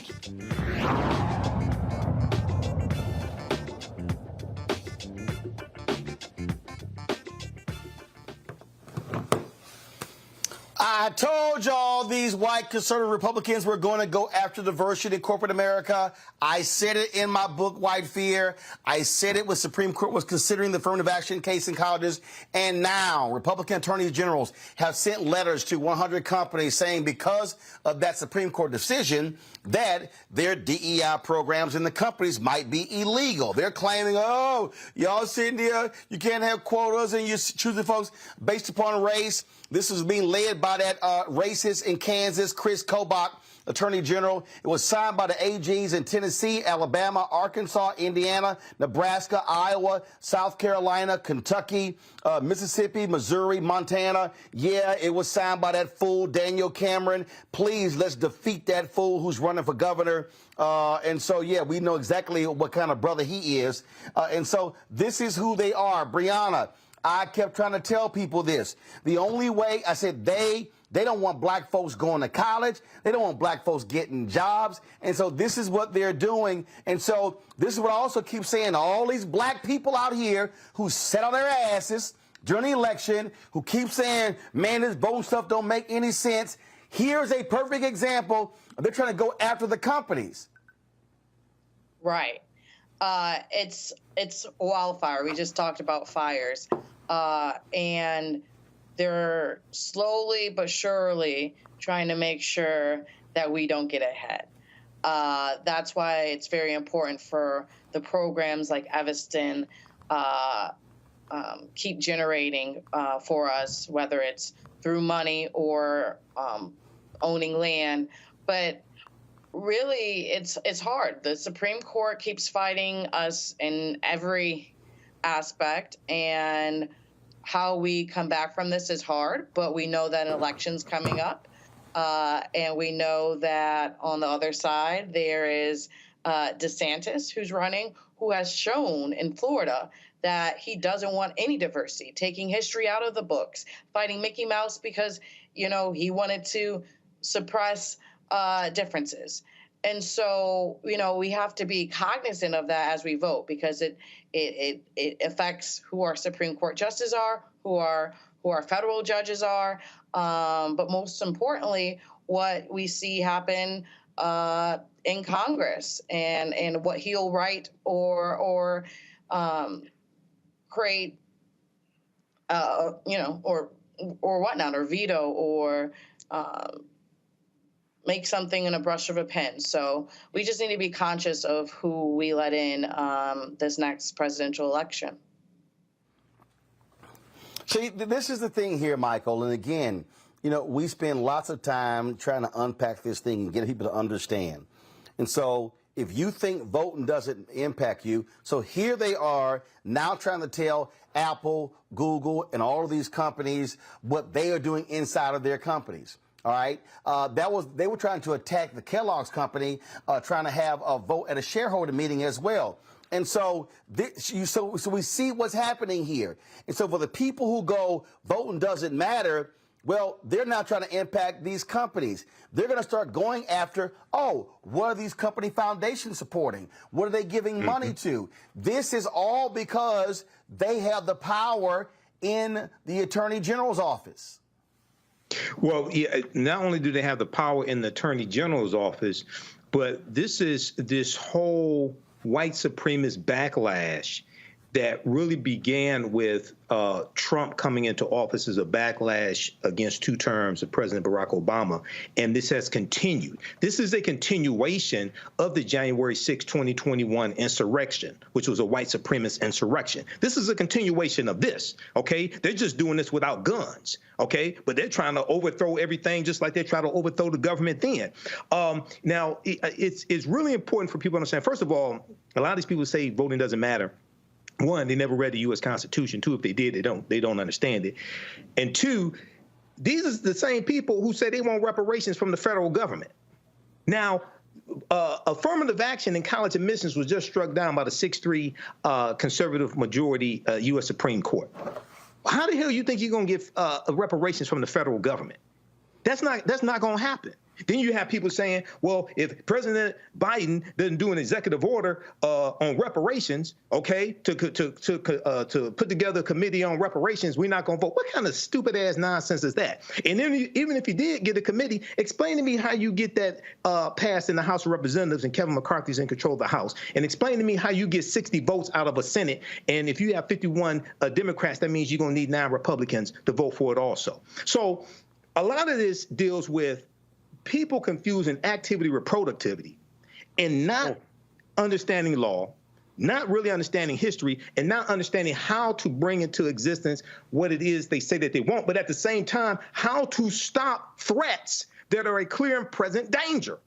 If Hillary Clinton had won the 2016 presidential election, you'd be dealing with a 6-3 liberal Supreme Court. They probably would have ruled in favor of affirmative action in college admissions. Okay, they probably would have ruled in favor of Biden's executive order when it comes to forgiving student loans. Okay, and you'd be dealing with a much different landscape right now. But this is an example, once again, Roland, how elections have consequences and how we have to understand history, economics, law, and politics.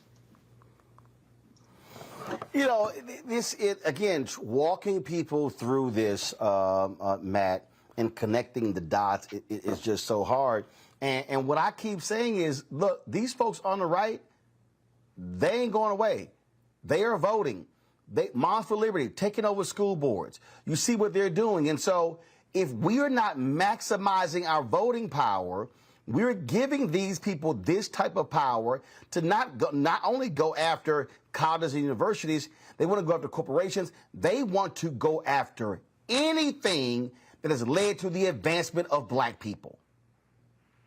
I don't think that's wrong. And I think these attorneys general are choosing stupid things where they don't even have standing half the time.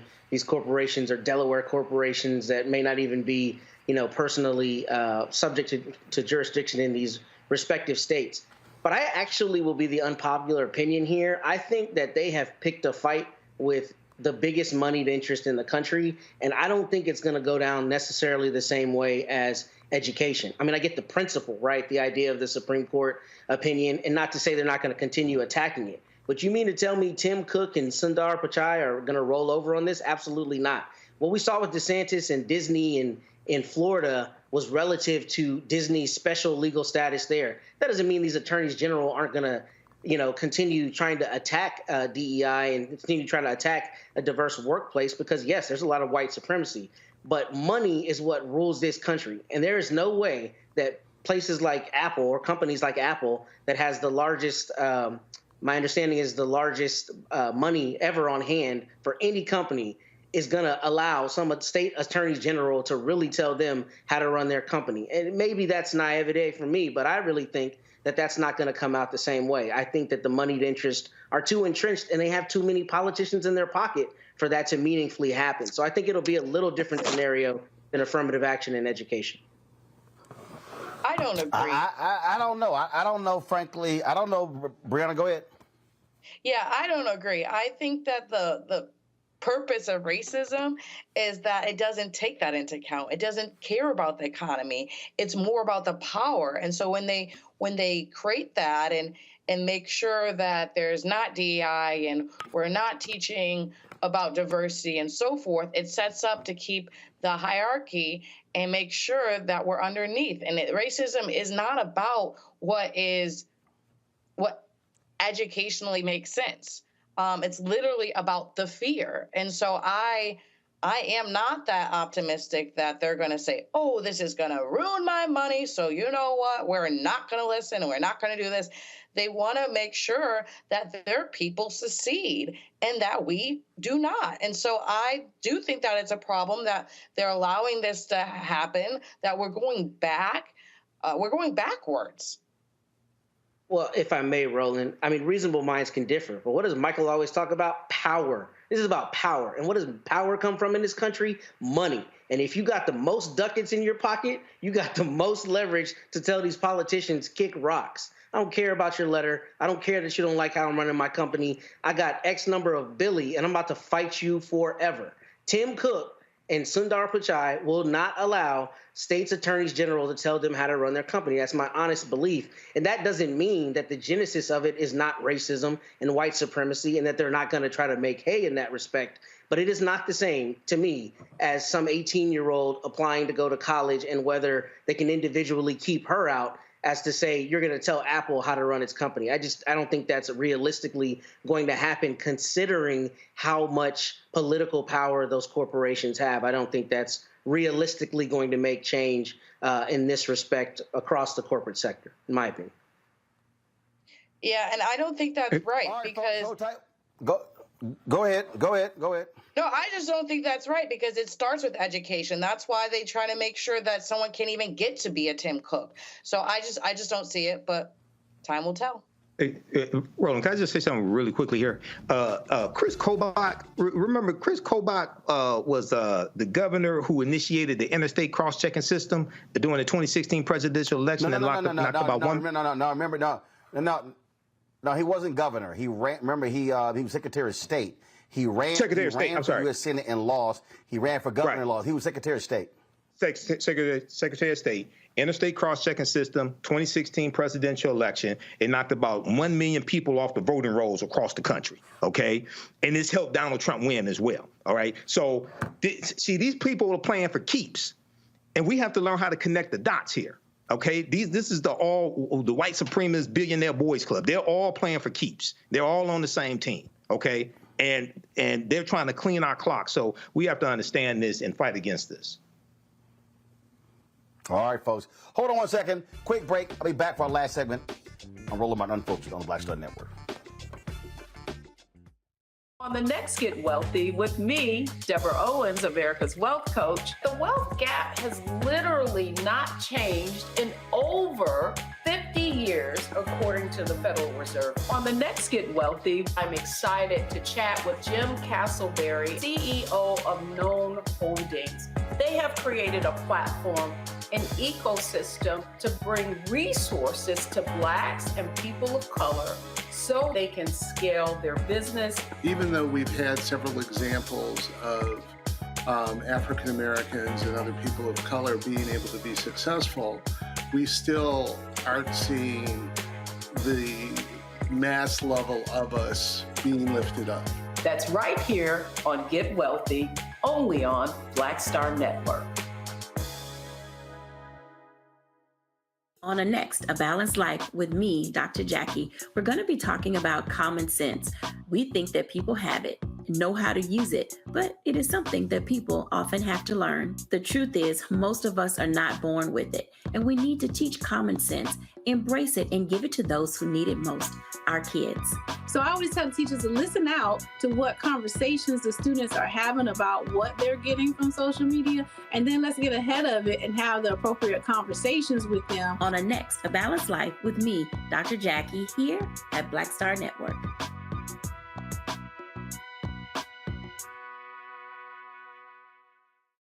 Hi, my name is Freddie Ricks. I'm from Houston, Texas. My name is Sharon Williams. I'm from Dallas, Texas. Right now, I'm rolling with Roland Martin, unfiltered, uncut, unplugged, and undamn believable. You hear me?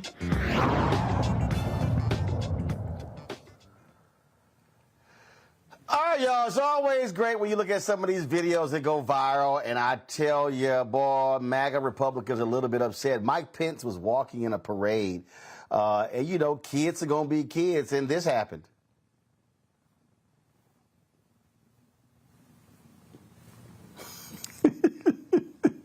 He got smacked in the head with a water balloon. Hey, boy, they're going to be mad at that little girl right there. But guess what? Brianna, she got a hell of an arm on her. Man. Yeah. Crazy. Her aim was damn good, Matt. Yeah, she threw that thing on the dot, boy. She right on that line. Got him right in the head, too. Perfect form. She's gonna be playing for the USA. Hey, Michael, she need to be on somebody Little League team, Mike. Cold. Well, you know, even though that's I'm not an attorney, but I think that's called assault. Yeah, she has a good arm, but I wouldn't be surprised if maybe she learned that from one of her grandparents that threw rocks at Ruby Bridges or something like that as well. So it could run in the family. I'm not certain, but it could run in the family. Well, I ain't going that damn far. I mean, we don't know. Hell, again, she could have had some family members who were throwing rocks at the Klan. See, we don't know. So we ain't going there. But the bottom line is, I mean, Pence shook it off, but these MAGA people are upset. This sister shared on social media. Y'all kids gonna do what kids do. And he got clocked in the head. All right. Speaking of crazy white folks, y'all, what kills me is so much stuff in this country that black folk, we're just trying to mind our own business. We try to sit over here and have barbecues. We try to sit over here, and have cookouts and picnics. We try to sit here and deliver packages. Why is this brother fishing in the neighborhood he living in, and white folks just simply will not leave his ass alone? Hello. How are you? Good, how are you? You guys residents here? Are we bothering anyone? Don't touch anyone. Sorry? All right, well, this lake is supposedly for residents only. So, thank you for filming. I'm not giving you permission to film, so. She's not. Take a picture of your license plates and forward it on. Hey, so y'all hear what I go through, right? This the third person. I'm in my own neighborhood, and a white person came and bothered me while I'm fishing. Another white person came and bothered me while I'm fishing. This is the third time. She's like, oh, no, I'm not giving you permission to film. This is my phone. I can film and do whatever I want. I study the law. I study the law. Thank you. I'm sorry. Hey, well, don't leave now. Do you want to say, hey, do you live here? Where you live? What's your address? Where do you live? Where do you live? This is unbelievable. Where do you live? Why? What's your name, by the way? Because at the next meeting, I'm definitely going to mention you. Her name is Karen. wait. Matter of fact, let me turn this phone around. Let me go ahead and get yours. I mean, here's the thing for me, Matt. If I'm driving around my neighborhood and I see some white folks fishing, first of all, my ass ain't stopping. Because I got shit to do. Okay? Yeah. And these folk act like they're the neighborhood damn deputies. See, this right here, this that Zimmerman bullshit. Exactly. Where they want to act like they are the neighborhood cops. And so she walks up, this is for... And then here's the other deal. How your ass know everybody in the neighborhood? Exactly. Yep. That's what trips me out. That's what's insidious about it. I mean, what's really insidious about it is that they start out with the ultimate disrespect, the presumption that you don't live in their neighborhood, right? This is my neighborhood. You have to be a resident. Don't start out with the idea that maybe you live here, maybe you have a right to be here, or maybe it's just a public place any person can be.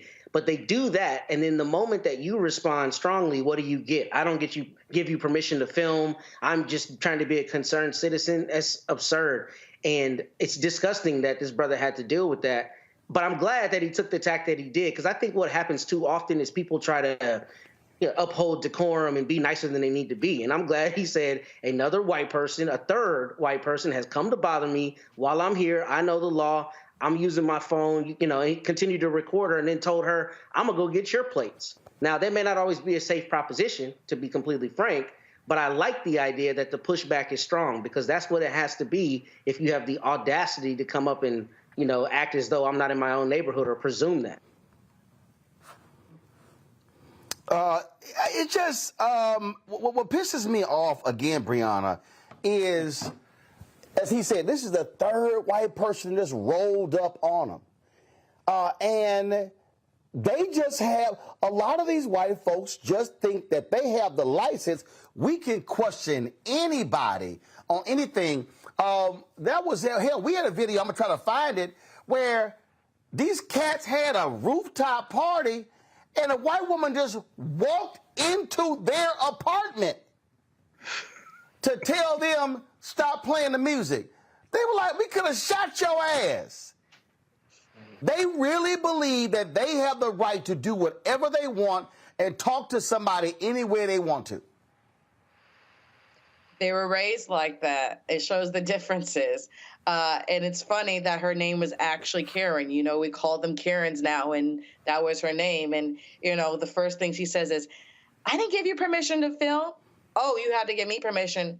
But my response of it, I didn't give you permission to talk to me. Like, the fact that she has that much audacity or cost, that she thinks that it's only her that can get the permission, that she knows everybody.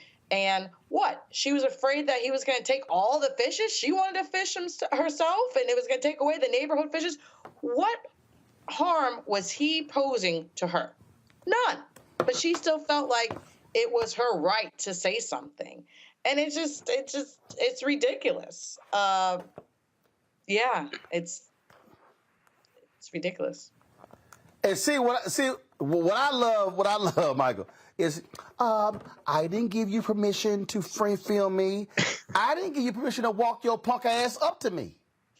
Right. She walked over to him. He's filming. It'd be different if he walked over to her and started filming her. She walked over to him, and she's saying, I didn't give you permission to film me. But, you know, Roland, the whole theme of this deals with white supremacy and what Trump has unleashed. Now, I don't know who this lady, I don't want to call her Karen, but I don't know who she voted. Well, I mean, if that is her name, Karen, okay. I don't know who she voted for. I wouldn't be surprised if she voted for Donald Trump. But the same white supremacy that made people think they could get away with trying to overthrow the government January 6, 2021, the same white supremacy here. And we can draw a line, you know, let's keep it real. Now, they were saying hang Mike Pence January 6, right? What would make a child think it's all right to throw a water balloon and hit the former vice president of the United States in the back of the head? Because I guarantee you, if there had been a black child that done that, nobody would say, oh, well, children are just going to be children. Maybe a few black people would, but overwhelmingly, they wouldn't say, oh, children are just going to be children. No, they'd probably be trying to arrest that person, go after their parents, things like this. So, go ahead. But bottom line is this here. Bottom line is this. First of all, her name is Tanya. Come to me, please. Tanya. So okay. The woman name, she was a therapist. So the brother's name is Anthony Gibson, Columbus, Georgia. And he shared this on YouTube, TikTok, Twitter, Snapchat, IG. I love all of that. Appreciate that, Anthony. Way to go. And so she was a freelance therapist with Sea Glass Therapy in Noonan, Georgia. When this thing... Now, it said that her father was a registered homeowner in the gated community. And it says, as per the community's rules, Gibson was permitted to fish in the lake without a license as the guest of a resident. Mm-hmm. That's it. And so, what's crazy is, it says Gibson, who lives in Columbus, Georgia, has been challenged multiple times by locals in the neighborhood, asking why he is there and saying the lake is for residents only. That is a lie. And so, again, Tanya, little Tanya here, she gonna say, I just have to ask. I just have to ask. And they said, don't talk to me. Don't talk to me. And so, again, Sea Glass Therapy posted this on it. Sea Glass Therapy is a place of acceptance, healing, and inclusion of all people, regardless of race, gender, sexual orientation, religion, or background. We stand against discrimination of all forms. We have terminated our business relationship with the independent contractor, Tanya, in order to uphold our values and standards. We strive to be a service to our community and do whatever we can to accommodate the needs of it, operating with integrity. So listen, black people in Georgia, I keep saying, every time one of these white people get fired, what we need to do is we need to all go apply for their job. What do you think about that, Brianna? Absolutely. I mean, there needs to be more of us in these places. And so the only thing that helps is if we keep fighting, applying, and keep having these conversations. Matt? I'm still laughing that you called her Little Tanya. It just took me out of here for some reason. I don't know why. But see also the last conversation we just had, money. Why did Sea Glass Therapy immediately get rid of this independent contractor? Because it was going to hurt their pockets, and he had 7.5 million views on TikTok, and it's indefensible. It comes back to money. Unfortunately, it's the reality. They probably don't care, right? The people that own, I don't know who owns that. Let me take that back. They may not care, but they recognize it's going to have an effect on their money, which is why they took that immediate action and why that often happens from corporations whose employees are in this very position. Michael? Yeah, this is a crazy situation here. And this reminds me of Trayvon Martin. Trayvon Martin was visiting his father in a community, and some jackass thought he didn't belong there and hunted him down. you know, this really could have been ended up in a tragic situation if the wrong white person showed up. So, yeah, we need to record these incidences and call these people out, expose what's taking place. Indeed. Brianna, Michael, and Matt, we appreciate it. Thanks a lot. Hey, folks, we appreciate y'all joining us. We got to go, as we always do. Don't forget, join the Black Star Network app. Download our app, Black Star Network app, Apple phone, Android phone, Apple TV, Android TV, Roku, Amazon Fire TV, Xbox One, Samsung Smart TV. Join our Bring the Funk fan club. Send your check and money orders to P.O. Box 57196, Washington, D.C. 20037-0196. Cash App, $RM Unfiltered. PayPal, R Martin Unfiltered. Venmo is RM Unfiltered. Zelle, Roland at RolandSMartin.com. Roland at RolandMartinUnfiltered.com. Always watch us, our 24-hour streaming channel. You can just, that's right, folks, no need to click the show. You can just watch it straight through on Amazon News. So check it out, Amazon News. Go to Amazon Fire TV, check us out. We also now, nope, that's not Amazon News. Let's go to the Amazon News screen. So again, if you want to watch our 24-hour streaming channel, check us out on Amazon News by going to Amazon Fire TV. So go there. And, of course, we're also on Plex. And don't forget to get a copy of my book, White Fear, How the Browning of America is Making White Folks Lose Their Minds, available at bookstores nationwide. That's it. Sunday, folks, I'm going to be in Chicago, where Reverend Jesse Jackson is announcing his replacement, plus Vice President Kamala Harris will be speaking.